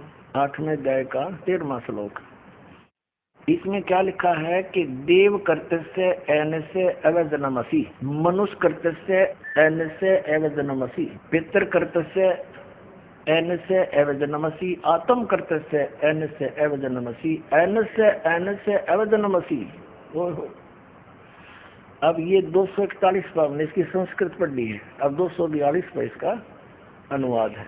242 ये इसमें क्या लिखा है कि हे सबके उपकार करने वाले मित्र आप, दान देने वाले के अपराध के विनाश करने वाले हैं। अब पुण्यात्माओं, ये तो सारे के सारे जितने संत महंत आचार्य शंकराचार्य, ये महर्षि, ये संत अभिलाष दास जैसे, तो ऐसा काम कर दिया इन्होंने मेरे साथ में। एक व्यक्ति था, वो किसान था और अकाल गिर गया। उसने सोचा भी खेती में तो काम गुजारा चला नहीं, तो कोई और धंधा कर ले। उसने क्या शुरू कर दिया, ये चाकी राण का काम ले लिया। उसने 2 बसोली खरीद ली, वो कट करने की, और चाकी राण का काम उसने शुरू कर दिया। अब पहले चाकी कैसे आया करते, हाथ से चलाने वाली जो चक्की पत्थर की होती हैं, उसके पार्ट हुआ करते 2 होते हैं, अभी भी गाँव में तो बहुत है। और वो घिस जाते थे चलते चलते, तो उनको ऐसे समझदार सा व्यक्ति उनको चांट दिया करता, चांटे मार देता, वो फिर से वर्किंग ठीक हो जाती उनकी, तो उसको चाकी राणा कहते हैं। अब उसने कभी काम किया नहीं था, पहले दिन मुहूर्त करी एक गांव में जाके, उसने आवाज लगाई कि चाकी ठीक करवा लो। एक बुढ़िया बोली भाई आजा चाकी ठीक कर दे मेरी। अब ठीक है ताई, बता कौन सी है भैया देख ले। उसने उतार के पाट रख लिया। बुढ़िया कहने लगी भाई मैं कुएं तो पानी ले आऊं, दूर दूर कुएं हुआ करते गांव में, और आप इतने या चाकी ठीक कर दो। अच्छा ताई जा बेच सकते हैं। अब उसने कदे काम करा नहीं था, ने सोची जल्दी जल्दी कर ले। जब पहले आवाज में काम मिल गया तो यहाँ कोई आया ही नहीं है एक टाइम, तो उसने माड़ी स्पीड भी पकड़ ली। वो 2-4 मारे गद्दा गद, वो पार्ट टूट गया। उसने सोची भैया तो बात बिगड़ गई, बुढ़िया तो नहीं दे नहीं, और तू भाग ले अपने सारे औजार उठा के। और जो नीचे वो बैठा था, ऊपर एक पात्र था मिट्टी का मटका छोटा सा, उसमें घी डाल रखा था बुढ़िया ने गर्म करके, गर्मिया का दिन था, और ऊपर बांध दिया करते बिल्ली कुत्ते के डर से। ऊपर कड़े में रस्सी डाल के एक छिक्का बना दिया करते, उसमें वो दे रखा उसने बरोला मिट्टी का मटके में घी बहुत बढ़िया 5-10 किलो। अब वो जल्दी में उठ के भागने लग गया। वो ऊपर तो छिक्के टंगा हुआ था वो पत्थर, उसका लग गया सिर, वो पड़ गया, पड़ते सारा फैल गया और सारी साड़ में बिखर गया फर्श पे। उन्हें सोची तन्नाड़ा पकड़ के बांधेंगे हैं, अब तू भाग ले स्पीड पे, एक नुकसान और हो गया तेरे। तो उसने सोचा तो जल्दी निकल। उधर से बुढ़िया आगे पानी का मटका लेकर, कच्चा मटके होते थे ना गड़े, और वो स्पीड में पीछा न देखा आगे बाजे, तो बुढ़िया में टक्कर लगी, वो मटका फूट गया। अब वो बुढ़िया कहने लगी रे, उसका नाम पूछा था, रे क्या नाम है तेरा? बोला रमलू। बोला रे रमलू तने रो लूं, तने यूं कह कर मेरा मटका फुड़वा दिया। ने बोला ताई भीतर देखे जाइए, रोए जाइए, कित रोएगी। तो इनने कित रो एक नहीं सारे की, अब इन या चाकी रा रखी है, ऐसा नाश कर रखा है। यो मैं ऋषि दयानंद वेदों का विद्वान पाक रहा था, अब इस जैसा विद्वान नहीं। इसने भी इस पॉइंट पर क्या कहा है कि परमात्मा निराकार है, और परमात्मा साधक के पाप नाश नहीं करता।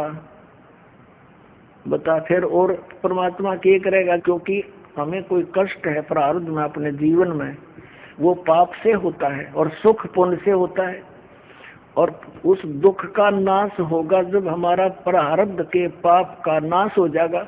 जैसे पैर में कांटा लगा हो किसी के, और उसको कोई ये कहे कि भी पैर का कांटा तो निकला नहीं, जूता पैर ले, आगे कांटा नहीं लगेगा। उस कांटा लगे पैर में जूता नहीं पहना जा सकता, वो तो कांटा निकले, और फिर उसको सलाह दे कि अब जूता नहीं निकालना, इस सफर में बहुत कांटे हैं। तो फिर इस डर से वो जूता कभी नहीं निकालेगा कि कहीं फिर से कांटा ना लग जाए। तो पुण्यात्माओं, किसी के कोई कष्ट है शरीर में है, या संसारिक कोई दुख है, कोई हानि हो रही है, कोई कर्जा हो गया है, तो उससे दुखी है वो, और कोई ये कहे कि ये तो तेरा प्रारब्ध तो भोगना ही पड़ेगा, तुझे भक्ति कर ले। अब बता, दुखी आदमी भक्ति कर सकता है? जिसने देना हो 2 लाख रुपया कर्जा खड़ा दिखाई दे कर दे वाला, और भी कोई सिर में दर्द हो, पेट में दर्द हो, वो कैसे भक्ति करेगा? तो पहले वो कांटा निकले पाप कर्म का, तब सुख हो, और फिर वो राम नाम का जूता उसको ये मर्यादा बताई जा, या भक्ति दी जा, फिर आजीवन पालन करेगा वो भक्त। तो ये क्या कहते हैं, देखिए एक झलक है, साथ में से एक नकली मैं ऋषि की ओर दिखा दूं, दोनों का तालमेल सा लगभग मिलता जुलता है इनके विचार। देखिए ये एक सत्यार्थ प्रकाश है, इसकी रचना महर्षि दयानंद की। अब देखो, महात्मा जी ने नो देखे इस पोज में तो मर जाद भी कटके, अक महर्षि पड़ा होगा, भगवान पा लिया इसने। हरीब देखना, इसका ज्ञान दिखाता हूँ थोड़ा सा, एक का झलक बतेरी, इतना समय नहीं। इसकी तो धोती सी धोकर रखी हमने कभी। ये सत्यार्थ प्रकाश है और ये इसमें क्या लिखा है कि वेद आदि विविध सद शास्त्र प्रमाणे संवित है, यानी वेद आदि सभी विविध प्रकार के सद शास्त्रों का आधार से इसकी रचना हुई है। किसने करी है रचना? इसकी देखो कितनी महिमा कर रखी है महर्षि दयानंद की। श्रीमत परमहंस परिव्राजक आचार्य महर्षि दयानंद सरस्वती स्वामी विरचित है। और ये कहाँ से प्रकाशित है? वैदिक यति मंडल दानंद मठ दीनानगर पंजाब से। ये छपा कहाँ से है? आचार्य प्रिंटिंग प्रेस दानंद मठ गोहाना मार्ग रोहतक से। इसके 7वें समोल्लास में ले चलते हैं आपको। इसकी कलाबाजी देखियो। 153 पृष्ठ पर 7वां समोल्लास सप्तम समोल्लास। किसी ने पूछा कि प्रश्न ईश्वर साकार है व निराकार? उत्तर महर्षि का निराकार। ठीक है। और यहाँ फिर इसके बिल्कुल 155 पे किसी ने प्रश्न किया 155 पृष्ठ पे 7वें समोल्लास में प्रश्न, क्या स्तुति आदि करने से ईश्वर अपना नियम छोड़ स्तुति प्रार्थना करने वाले का पाप छुड़ा देगा? यानी भक्ति करने वाले भगत के भगवान ने प्रार्थना करने से पाप छुड़वा देगा? उत्तर महर्षि का नहीं। अब प्रश्नकर्ता कहता फिर भक्ति किस लिए करें, स्तुति प्रार्थना फिर किस लिए करें? उत्तर महर्षि जी का कि उनके करने का फल अन्य ही है, और फल है। अब प्रश्नकर्ता कहता भी फिर और क्या फल है जो भगवान पाप तो नाश नहीं कर सकता, फिर और क्या फल है? उत्तर महर्षि जी का कि स्तुति से ईश्वर में प्रीति, उसके गुण कर्म स्वभाव से अपने गुण कर्म स्वभाव का सुधरना, प्रार्थना से निरअभिमानता उत्साह और सहाय का मिलना, उपासना से परब्रह्म से मेल और उसका साक्षात्कार होना। देख रहे हो तो यो भांग पिया करता।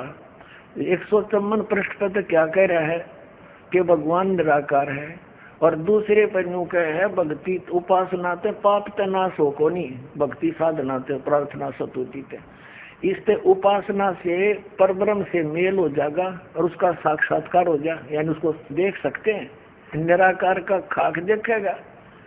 बता 154 पृष्ठ पर तो निराकार कह रहा है और अब 155 पर साकार सिद्ध करे। और फिर दूसरी छुरी इसने क्या बताई है कि परमात्मा अपने उपासक के भगत के पाप नाश नहीं कर सकता। तो प्रश्नकर्ता ने कहा भी फिर और क्या करेगा भगवान? किसी और लाभ है? और क्या लाभ है? कि भगवान का दर्शन हो जाएगा।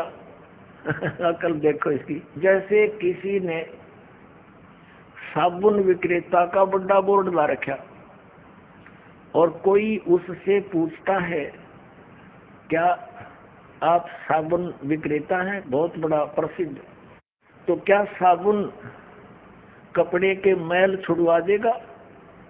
अब वो उत्तर दे साबुन विक्रेता कि नहीं, कपड़े के मैल तो नहीं छुड़वाएगा।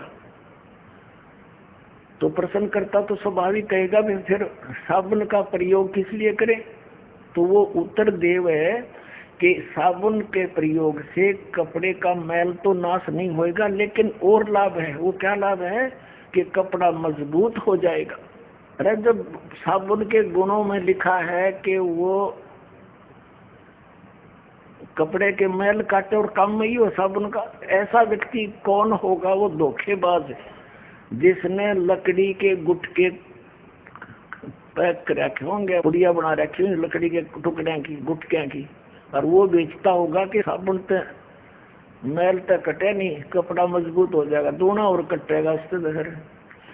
अब जैसे कोई वैद्य है और वैद्य से कोई पूछता है कि वैद्य जी क्या औषधि प्रयोग करने से रोग नाश हो जाएगा, और वो वैद्य ये कहे कि औषधि खाने से रोग नाश नहीं होगा।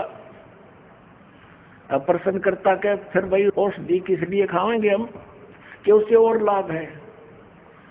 तो क्या लाभ है बताइए वैद्य जी? के पहलवान बन जाएगा। जिसके टीबी की बीमारी हो वो पहलवान बनेगा, कम मरेगा। और रोग कट्टन की औषधि मिला तो उसका समझ तो अपन पहलवान हो जाएगा फिर वो।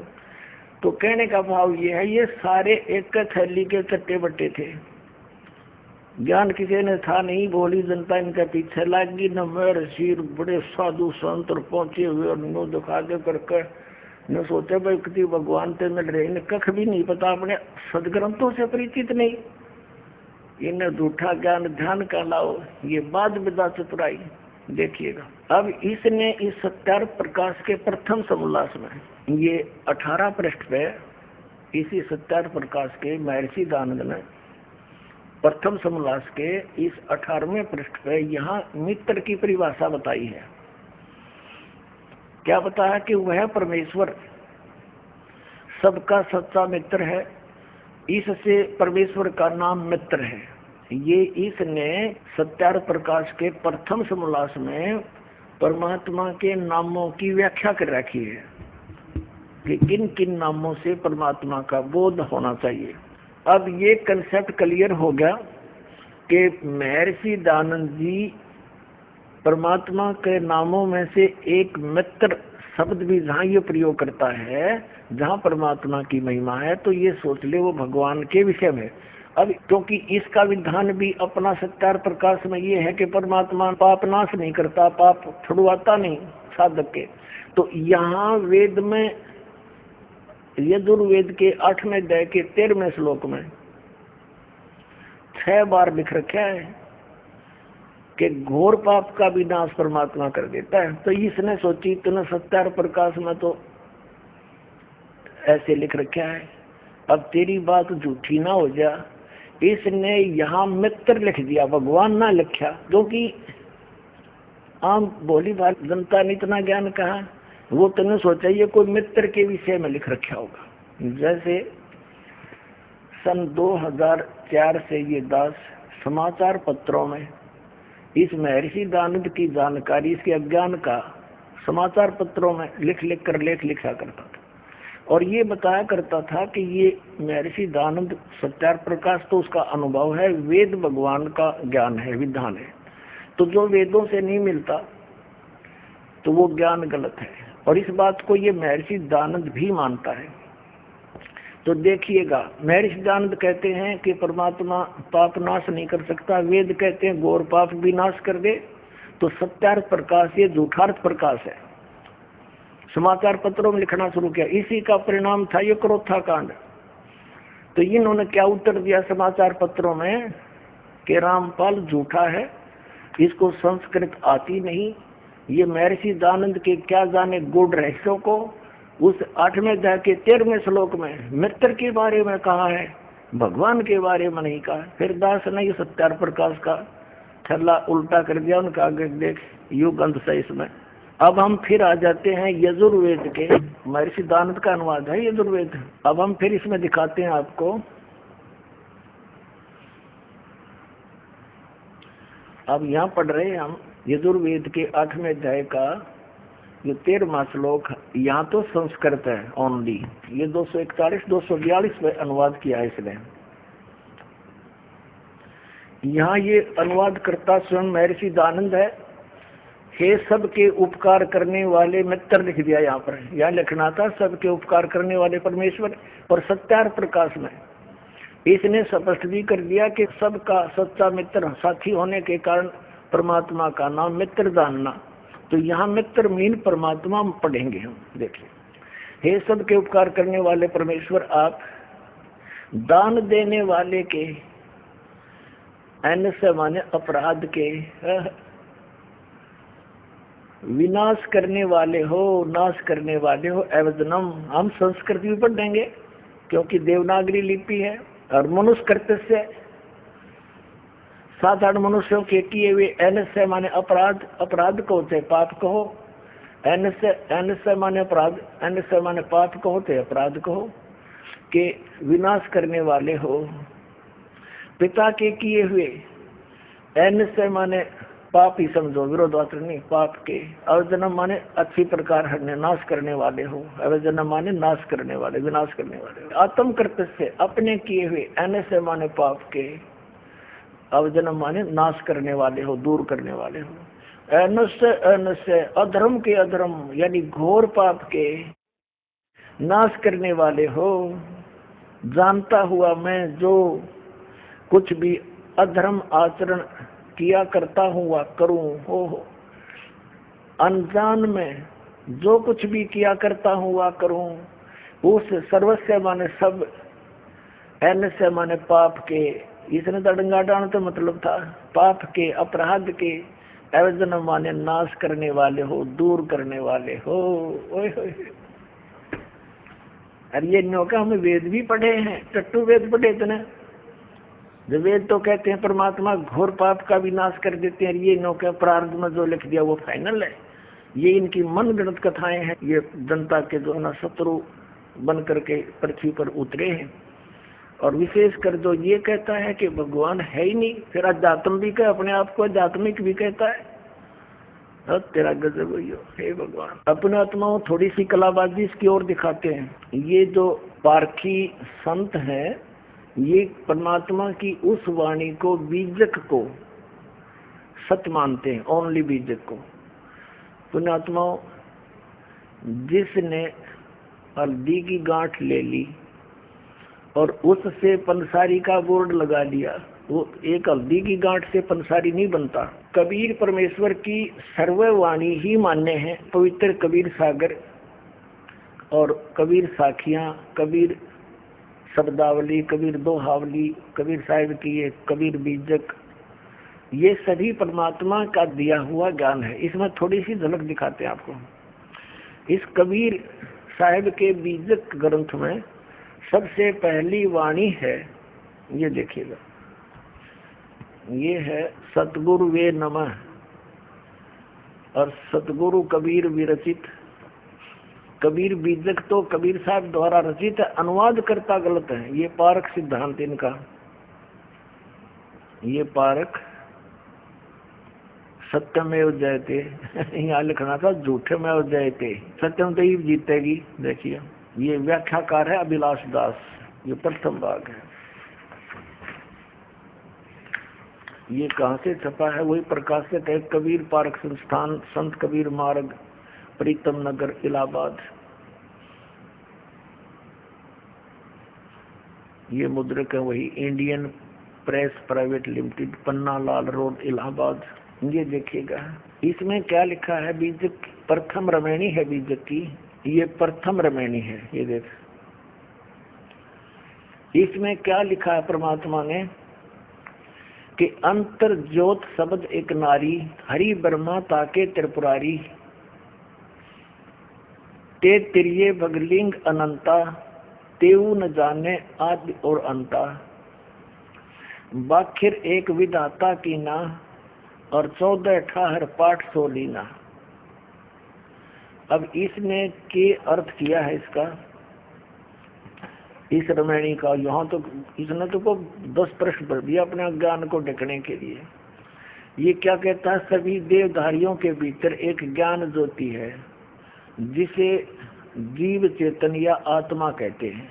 इसने तो जीव को परमात्मा सिद्ध करने की कुचेष्टा की है। मानव की कल्पना और शब्द योजना रूपी नारी या माया से ब्रह्मा विष्णु तथा महादेव की उत्पत्ति स्थापना हुई।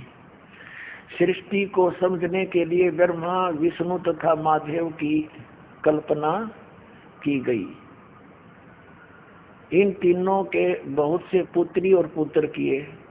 बता, योद्यों का है कि सृष्टि को समझने के लिए ब्रह्मा विष्णु महेश ये काल्पनिक नाम है। अपने आत्माओं, इसमें क्या बता है? इसके साथ साथ आपको दिखाते हैं दूसरे कबीर पंथी, जो भी कबीर पंथी को आता है, एक और कबीर पंथी एक बहन ने अनुवाद किया है, उसमें कितना अंतर है। ये है विवेक प्रकाशनी सतगुरु कबीर साहिब कृत बीजक।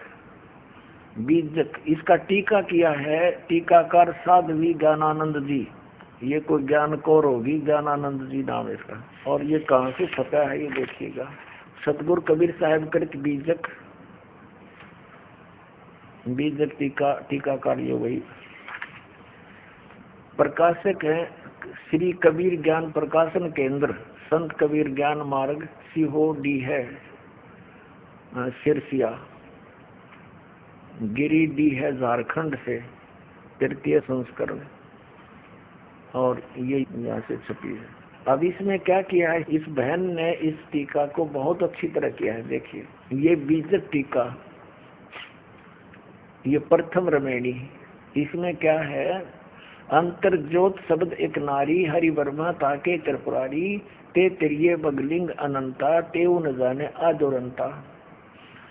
अंतर ज्योति सबके भीतर बसने वाली आत्म ज्योति, नि अक्षर ब्रह्म, सबके भीतर आत्म ज्योति के रूप में बसने वाले पार ब्रह्म परमेश्वर से आदि नाद और एक प्रकृति प्रकट हुई। अनादि और प्रकृति के संयोग से सृष्टि के आधारभूत विष्णु, ब्रह्मा और शंकर सतगुण, रजगुण, तमगुण उत्पन्न हुए। तत्पश्चात प्रकृति आदि सहित इन त्रिदेवों तीनों गुणों से अनंत क्षत्रिय पुरुष हुए, परंतु वे लोग भी अंतर ज्योति परमात्मा के आदि अंत को नहीं जान सके। वाखरी एक विधाता कीना, 14 18 पाठ सोलीना, हरिहर वर्मा महंतो नाऊ, तीन पुण्य तीन पसावल गाऊं। अपुण्यात्माओं, इस अभिलाष दास ने तो मिथ्या कर दिया कि ब्रह्मा विष्णु महेश ये काल्पनिक हैं। कबीर साहब की वाणी स्पष्ट करती है कि परमात्मा ने अंतर ज्योति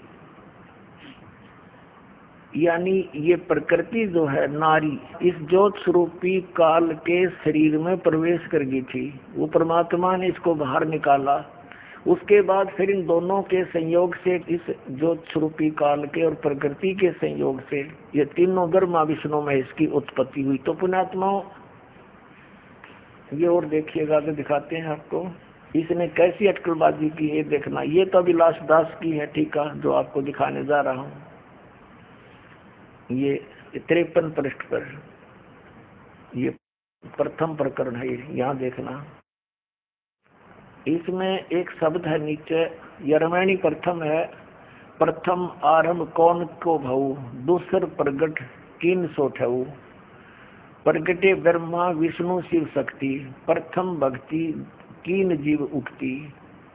प्रगटे पवन पानी, और ये सारा कुछ लिखा है। फिर क्या बताया है कि जीव शिव सब प्रगटे, वह ठाकुर सब दास, और कबीर और जाने नहीं एक राम नाम की आस। बता, ये कबीर साहब बीजक में इस अभिलाष दास जी ने स्वयं प्रमाणित ले रखी है कि ये वाणी सच्ची है। जो कबीर साहब की वाणी लिखी है, ये कबीर साहब की वाणी है। और इसने इसका अनुवाद कैसे किया अड़ंगा, देखो ये 54 पृष्ठ पर बीजक, इसने यहाँ अनुवाद किया कि जीव से ही शिव यानी ईश्वर, देव आदि की कल्पना प्रकट हुई। ये काल्पनिक मानता है। पीछे से कल्पित पदार्थ ही स्वामी बन बैठे और कल्पना करता जीव उनके दास बन गया। कबीर साहब कहते हैं कि मैं और कुछ नहीं जानता, मुझे केवल उस आत्म स्वरूप की ही आशा भरोसा है जिसका राम नाम है। ये जीव को राम सिद्ध करने की कह रहा है, जिसका राम नाम है, और अर्थात मेरा निरंतर विश्राम आत्म स्वरूप में। ये घुमा फिरा के कहना चाहे है कि जीव ही ब्रह्म है। और जबकि इस वाणी का प्रत्यक्ष अर्थ देखिएगा, ये वाणी जो 53 पृष्ठ पर है, या तो ये वाणी है, आगे उसका अपना अड़ंगा अनुवाद है। जीव शिव सब प्रगटे, वह ठाकुर सब दास। शिव माने परमात्मा, ये केवल शिव ये शंकर के लिए नहीं है। वेदों में शिव माने सर्वशक्तिमान, जो सबका कल्याण करने वाला।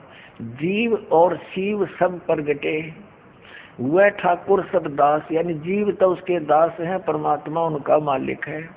कबीर और जाने नहीं, यानी तुम और मत जानो एक राम नाम की आस। कितना स्पष्ट है।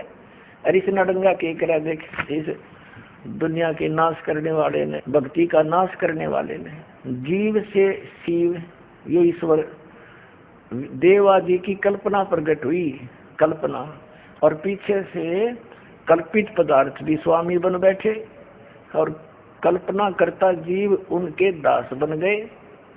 कबीर साहब कहते हैं कि मैं और कुछ नहीं जानता, मुझे केवल उस आत्म स्वरूप की ही आस भरोसा है। बता, आत्म स्वरूप की खाक भरोसा है, गध का गधन के भरोसा बता है तेरा गध गई। अब देखो इसका इस बहन जी ने कैसे टीका किया है, ये भी कबीर पंथी है, देखना। ये आपको दिखा दिया था भी, बार बार इनके प्रकाशक दिखा नहीं पाऊंगा। अब इसकी तीसरी रामायणी में ये है, इस बहन के द्वारा अनुवाद है, ये चौथी रामायणी नीचे है, ऊपर तीसरी का लास्ट में है, जीव शिव सब प्रगटे वह ठाकुर सब दास, और कबीर और जाने नहीं एक राम नाम की आस है। अब इस बहन ने कितना अच्छा अनुवाद किया है। इस तरह जीव और ईश्वर प्रकट हुए, ईश्वर स्वामी हुए और सभी जीव दास हुए। सतगुरु कबीर साहब कहते हैं कि मैं अन्य किसी को आराध्य नहीं मानता, प्रत्युत सर्वाधार सर्वाधिष्ठान सबको प्रकट करने वाले राम के भजन की ही आशा करता हूँ। ये बिल्कुल सही अनुवाद है। अरिष्ट नास्तिक ने, भक्ति नाशक ने, इसने इसका के अनुवाद करके एक बार फिर पढ़ो, ये अंग्रेजी जल्दी से समझ में ना आपका। अब ये फिर अभिलाष दास वाली पढ़ो आप, ये इसका प्रकाशक है ये, और इसके देखना या तीसरी रामायणी या प्रश्न नंबर 53 पर हमने पहले भी पढ़ी थी, एक बार फिर देख लो। या तीसरी रामायणी के लास्ट में है, जीव शिव सब प्रगटे हुए ठाकुर सबदास। इसमें बिल्कुल साफ है, बिल्कुल स्पष्ट है कि जीव यानी जीव और शिव परमात्मा, जीव शिव सब प्रगटे हुए ठाकुर सबदास, वो एक सबका मालिक है, बाकी जीव उसके अधीन है, उसके दास है। फिर देखो, और कबीर साहब कहते हैं कबीर और जाने नहीं एक राम नाम की आस। और इसने के डंगा कराया से नास्तिक ने, ये देखो तमन पे जीव से ईश्वर देवादि की कल्पना प्रकट हुई है। ये उल्टा ठोक रहा है खुट्टे, नौके जीव तो भगवान प्रकट होया। देख इसका अनुवाद, जीव से शिव देव आदि की कल्पना प्रकट हुई, यानी जीव तो ईश्वर होया उत्पन्न, और पीछे से काल्पनिक पदार्थ स्वामी बन बैठे, काल्पनिक करता जीव उनके दास बन बैठे, और कुछ नहीं जानता, मुझे केवल उस आत्म स्वरूप का ही आशा भरोसा है, और जिसका नाम राम है, और मेरा निरंतर विश्राम स्वरूप राम में है, यानी अपने जीव राम में है, जीव राम की भक्ति करता हूं मैं, इसलिए कहना चाहे। बता इसका कितना है ठिकाना। अपनात्माओं क्या क्या इनका विधान है, ये थोड़ा सुनाता हूं आपको। ये पारखी नहीं मानते कि कोई लोक है, सतलोक है, अमरलोक है, अगमलोक है। ये कबीर साहब को एक जीव मानते हैं, मानव मानते हैं। जब कबीर साहब भी जीव और अभिलाष दास भी जीव, फिर कबीर साहब को सतगुरु और क्यों मान लिया इनके इष्ट देव। अब अभिलाष दास जी करके दिखाओ रचना कबीर साहब वाली, फिर उस कबीर साहब का सारा क्यों लिया, अगर वो जीव ही थे तो। अपना आत्मा जैसे आत्मा और परमात्मा, राजा और प्रजा दोनों एक जैसे ही शकल होती है। राजा भी मनुष्य ही होता है, लेकिन उसकी सामर्थ्य में अंतर होता है।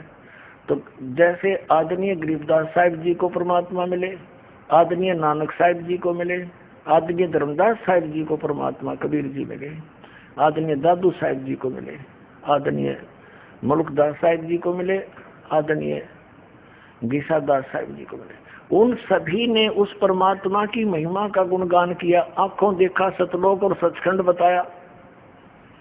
गरीबदास साहिब जी को परमात्मा सचखंड लेकर गए, वहां की सारी सतीति दिखाकर वापस छोड़ा, तब कहा था अनंत कोट ब्रह्मांड का एक रति नहीं भारे, सतगुरु पुरुष कबीर हैं ये कुल के सिरजनहारे।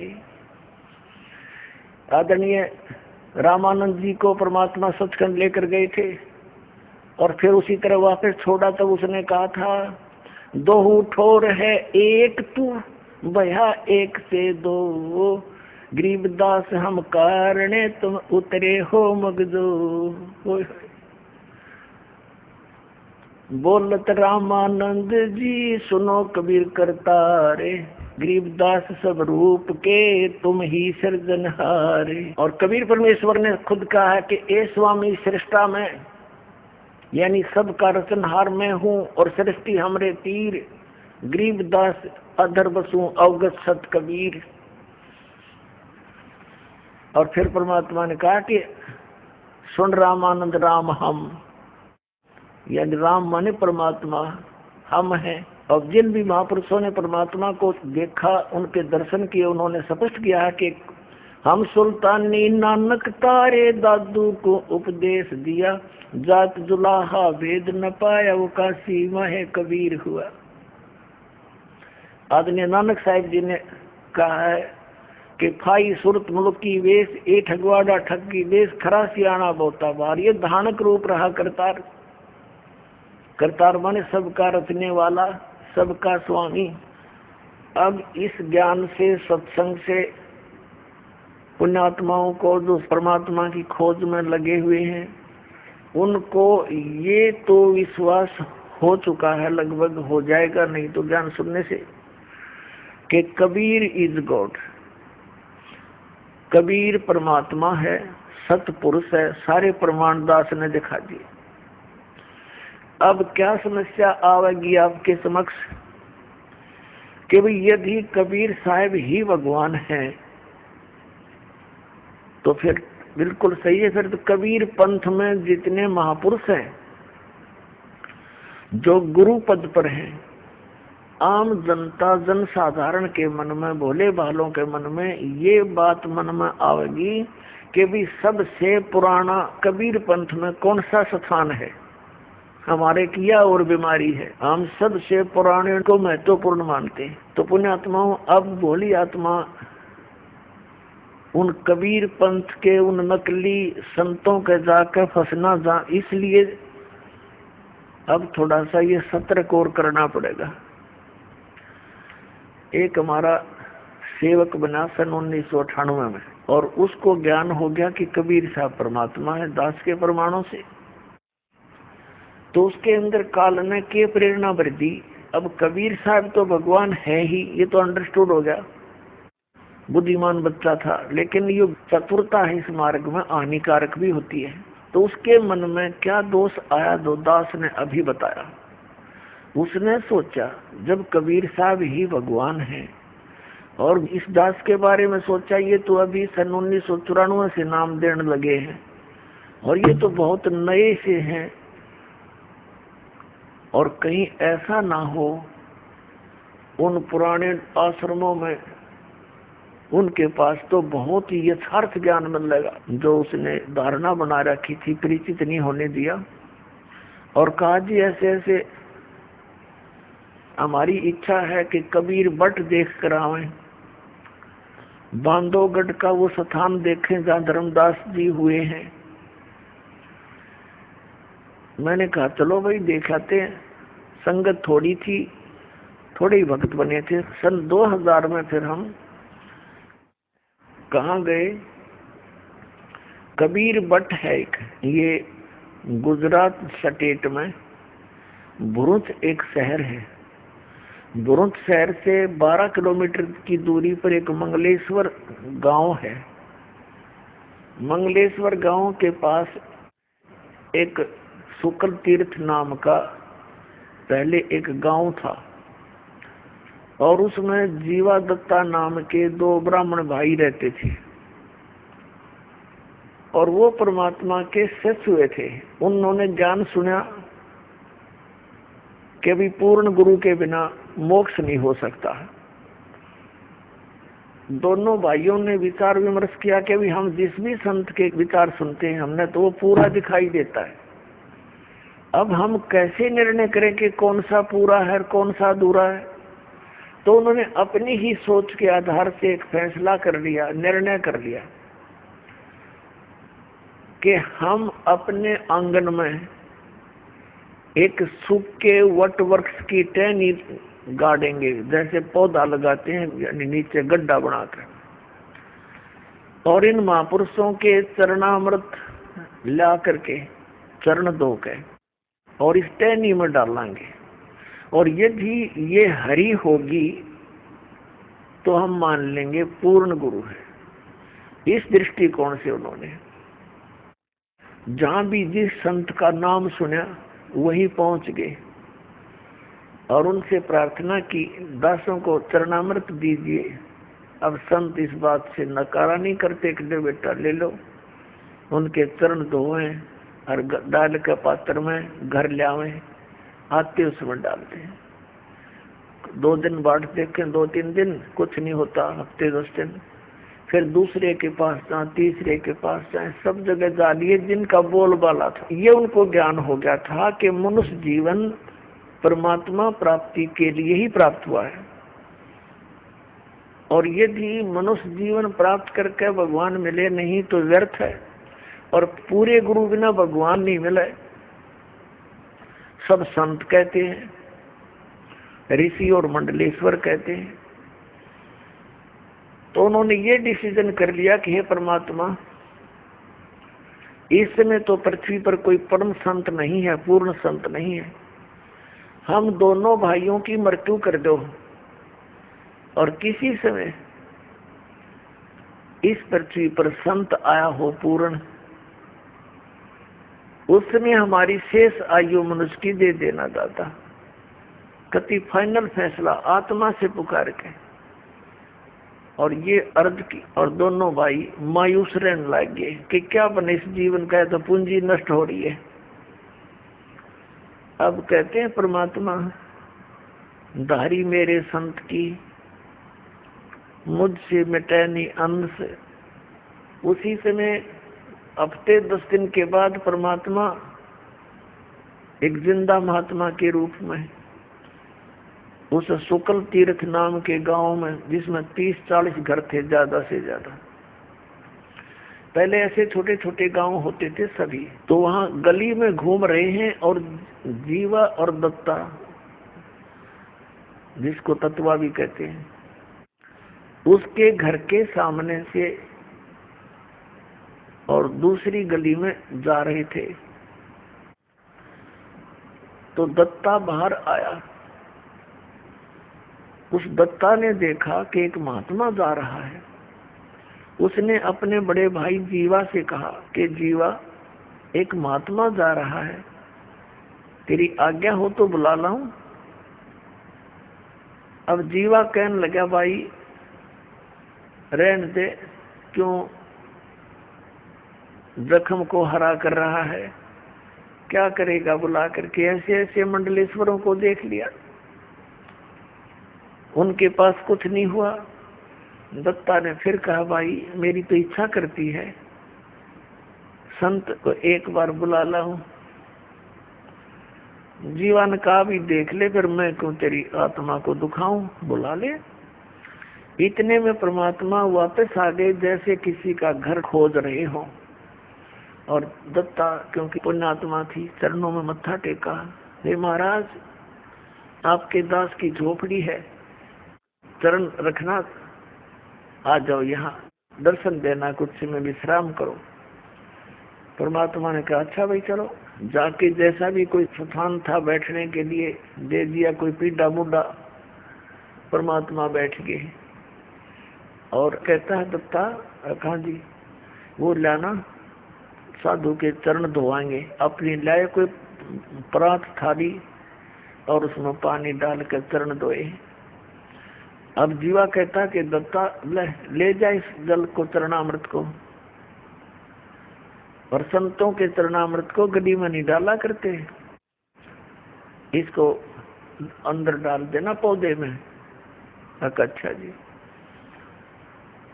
अब दत्ता गया आंगन में, और जो ही वो लगा डालने जल डालते डालते ही वो सूखी टहनी जो गलने लगी थी नीचे से, वह एकदम हरी भरी होगी। बोलो सतगुरुदेव।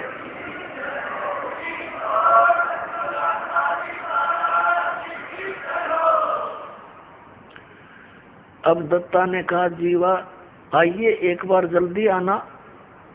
अब जीवा गया, क्या बात है, परमात्मा आगे, ये तो मालिक आगे, भगवान आगे। देखी एकदम हरी भरी होगी टहनी, वट वृक्ष यानी बड़की टहनी सूखी थी।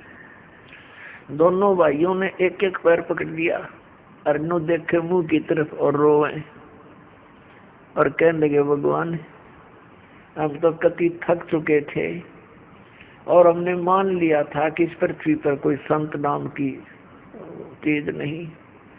ये भगवान आप पहले क्यों ना आए दाता, हमने बहुत खोज करी। परमात्मा कहने लगे बेटा मैं आ तो जाता पहले भी, तुम्हारी आत्मा से मैं खूब परिचित था, तुम्हारे हृदय की कसक से। यदि मैं पहले आ जाता और ये हरी भरी भी हो जाती होनी थी, तो वैसे ये संत की पहचान नहीं होती। फिर भी मैंने तुम्हारी आस्था को देख करके लीला करनी पड़ी बेटा। यदि मैं पहले आ जाता और ये हरी भरी हो जाती, तुम उपदेश ले लेते, ठीक है, फिर तुम्हारे मन में यह धारणा और आती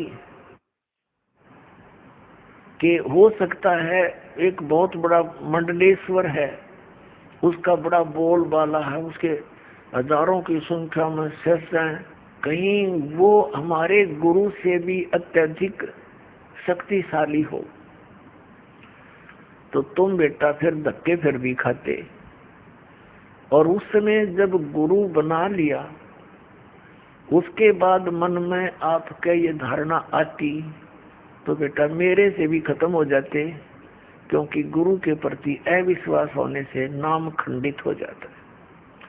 गुरु बनाने से पहले खूब छानबीन करें, खूब हर तरह से उसकी परीक्षा करें, और उसके बाद अगर आपके मन में दोष आता है तो आपका नाम नहीं रहता, कनेक्शन कट जाता है। अपनात्मा ये परम संत के ऊपर लागू है ये सारे नियम, और हमने ला रखे नकलियां के ऊपर। लेकिन परमात्मा कबीर जी ने कहा कि झूठे गुरु के पक्ष को तदत ना लावे वार, झूठा गुरु हो तो तुरंत त्याग दे। और सही गुरु मिलने के बाद फिर मन में आपके कोई दोष रहता है, फिर आप नाम रहित हो जाते। तो बेटा मैं पहले आ जाता, तुम फिर भी धक्के खाते। मैं इसलिए देर से आया हूं कि तुम्हारी सारी फड़क निकल ले और तुम इन सारे संतों ने टटोल लो पहले, नहीं तो फिर बात बिगड़ जाती। तो दोनों कहने लगे महाराज जी यह बात आपकी 100 की 100 सच्ची, 100%। क्योंकि आप तो एक सिंपल से आदमी और उनका बोलबाला हमने कति परख कर देख लिया, उनके पास ये शक्ति नहीं थी। फिर परमात्मा ने कहा बेटा केवल यही एक उदाहरण नहीं होना चाहिए, एक संत की पहचान इस सब एक पॉइंट से नहीं होती। संत की पहचान उसके ज्ञान से होती है। अब सुनो मैं तुम्हें ज्ञान सुनाता हूं। परमात्मा ने उनको कई दिन तक अपने द्वारा रची हुई सृष्टि का ज्ञान दिया। तो कहने का भाव ये है कि जो सूखी टहनी लगाई थी कबीर परमेश्वर जी के चरणामृत से वह हरी भरी होगी थी, उस टहनी ने एक बहुत बड़े वट वृक्ष का रूप धारण कर लिया। अब वो पूरा शुक्र तीर्थ गांव भी वहां से खत्म हो गया, इधर उधर जाकर बस गए, क्योंकि वो एक टापू सा है और उस टापू को नर्मदा नदी ने अपना चारों तरफ से घेर रखा है। वहां नर्मदा नदी, नर्मदा दरिया दो भागों में बंटकर आगे जाकर फिर एक होकर समुद्र में गिर जाती है। तो वहां टापू बना रखा था, वो टापू था वो मंगलेश्वर गांव। तो अब वहां कोई नहीं रहा, वहां जब टापू में वो बदल गया तो बाहर आकर रहने लगे, वहां अकेला वो वट वृक्ष रह गया। उस वट वृक्ष के विषय में बताया है कि लगभग 900 एकड़ में का घूम गया, फैल गया। लगभग 600 वर्ष पुराना वो वट वृक्ष आज भी विद्यमान है, जीर्ण शीर्ण हो रहा है। वो लगभग 1.5, 2, 3 एकड़ में अब भी है और वहाँ कबीर पंथ का एक महंत पद से ये परंपरागत वहाँ एक आश्रम है उस वट वृक्ष के नीचे ही। और वो केवल महंत पदवी इसलिए रखी गई थी कि ये यादगारें जो अद्भुत लीलाएं घटनाएं घटी हुई हैं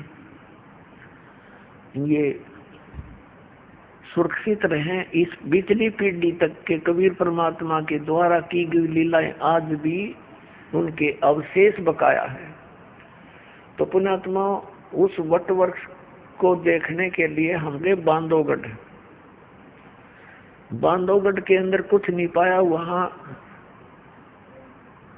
उनका धर्मदास जी का लड़का था नारायण दास, वो परमात्मा की शरण में नहीं आया था। फिर परमेश्वर कबीर जी ने आदरणीय धर्मदास साहिब जी को अपनी कृपा से 60 साल की उम्र हो चुकी थी उनकी धर्मदास जी की, तब एक संतान एक पुत्र दिया था।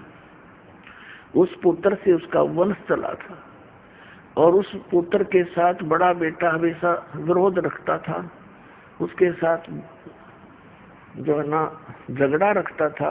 उसने वहां से छोड़ दिया था बांधवगढ़, दूसरे छोटे लड़के ने कहीं और चला गया था, कुदरमाल वगैरह नाम बताया एमपी में।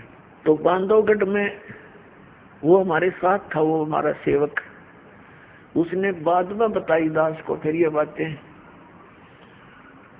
तो उसने जाकर के बांधवगढ़ में जो महात्मा से दिखे थे उनसे बात करी, अलग से चर्चा की, ज्ञान गुण की बातचीत की। फिर हम वहां से चल पड़े वट वृक्ष देखने। हम वट वृक्ष पर पहुंचे तो वहां एक महंत था, अच्छी गद्दी लगा रखी, एक झूला के ऊपर बैठा हो और एक दो उसका सेवक उसको झुला रहा था। तो उससे उसने एकांत में बात करी। हम कहीं उधर अपने बैठे थे। उससे पूछा जी सार नाम क्या है, सत नाम क्या है।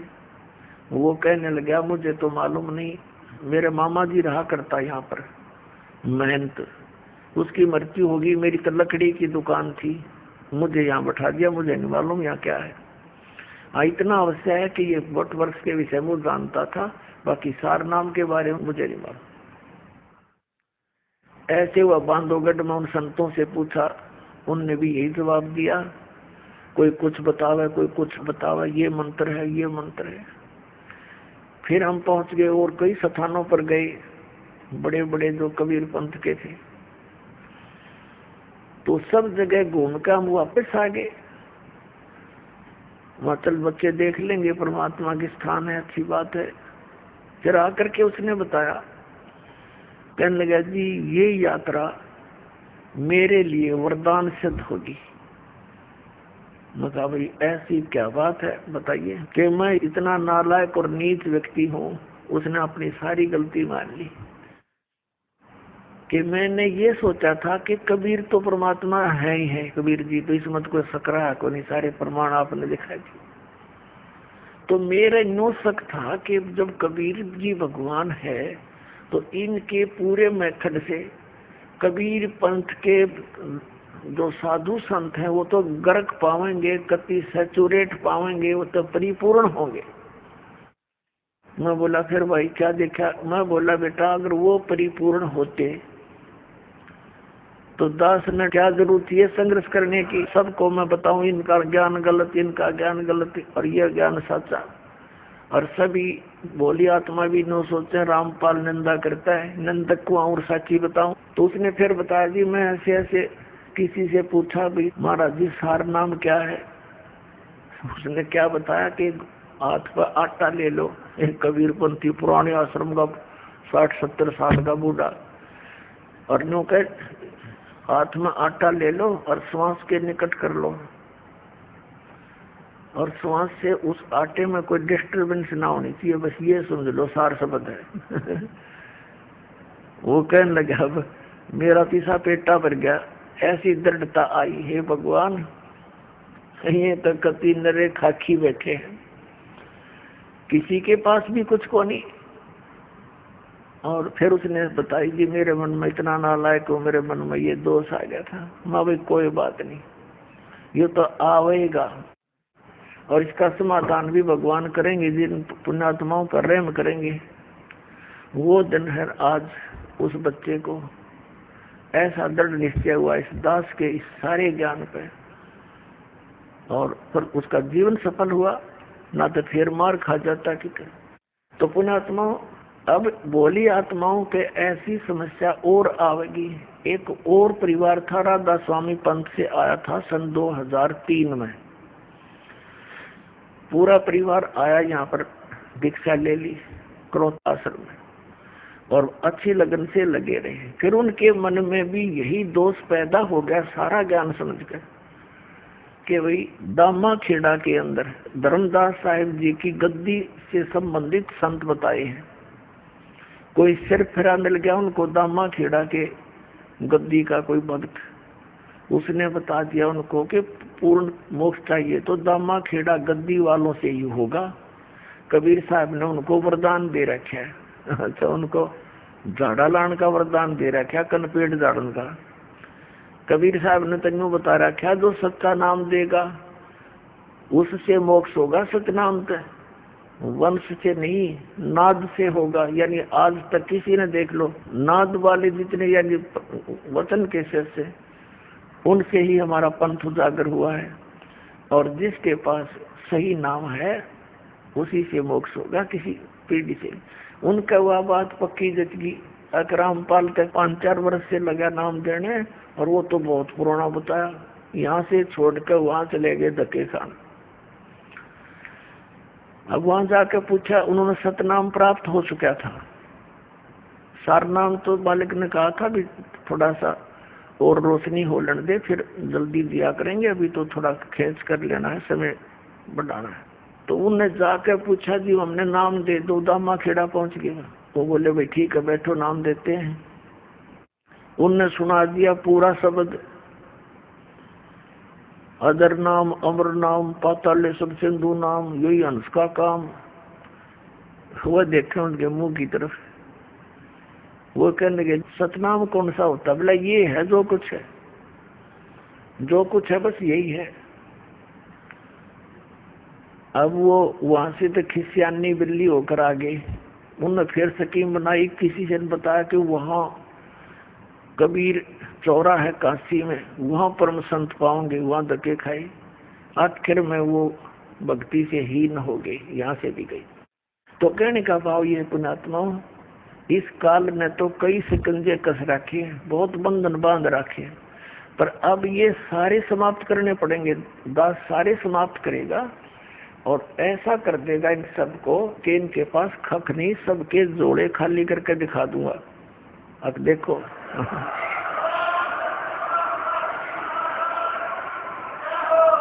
कबीर बीजक को ये सत्य मानते हैं, कबीर बीजक में ही ये अड़ंगा कर रहे हैं। परमात्मा कहते हैं कि राम नाम की आस है, परमात्मा के नाम की भक्ति होती है। और ये कहते हैं नाम नाम कोई जाप करने का नहीं होता, केवल ध्यान लगाओ, ये पारखी कहते हैं। और परमात्मा कहते हैं कबीर साहब, राम नाम रटते रहो, राम नाम रटते रहो, जब तक घट में प्राण, और कदे तो दीन दयाल के गनक पड़ेगी कान। और ये गीता जी बताती है 8वें अध्याय के 13वें श्लोक में, ओम इति एकाक्षरम ब्रह्म विहारण मामनु समरण ये प्रियाति तदन देहम सयाति परमाम गतिम।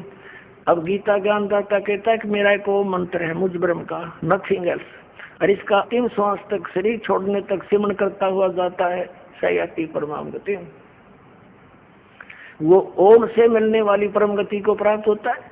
और ये गीता जी को सत्य भी मानता है अभिलाष दास जी, और कहता नाम जाप करने का है ही नहीं इसमें, रोते रहेगी। तो पुण्यात्माओं, ऐसे अज्ञानी के साथ भी लाखों लोग चिपक गए बोली आत्मा, क्योंकि इनको ज्ञान नहीं। तो दास चाहता है कि सबको मास्टर बना दूं और छोड़ दे इन जीवन नाशकों को। ये तो परमात्मा के मार्ग में कीड़े हैं, दीमक समझ लो। ये भक्ति का नाश कर रहे हैं, मनुष्यों के जीवन का नाश कर रहे हैं। तो इस ज्ञान से परिचित होकर प्राणी पुण्यात्माओं अपने आप छोड़ के आओगे नकलियों को, और सतलोक आश्रम वाला माँ के कल्याण करवाएंगे। बोलो सतगुरुदेव।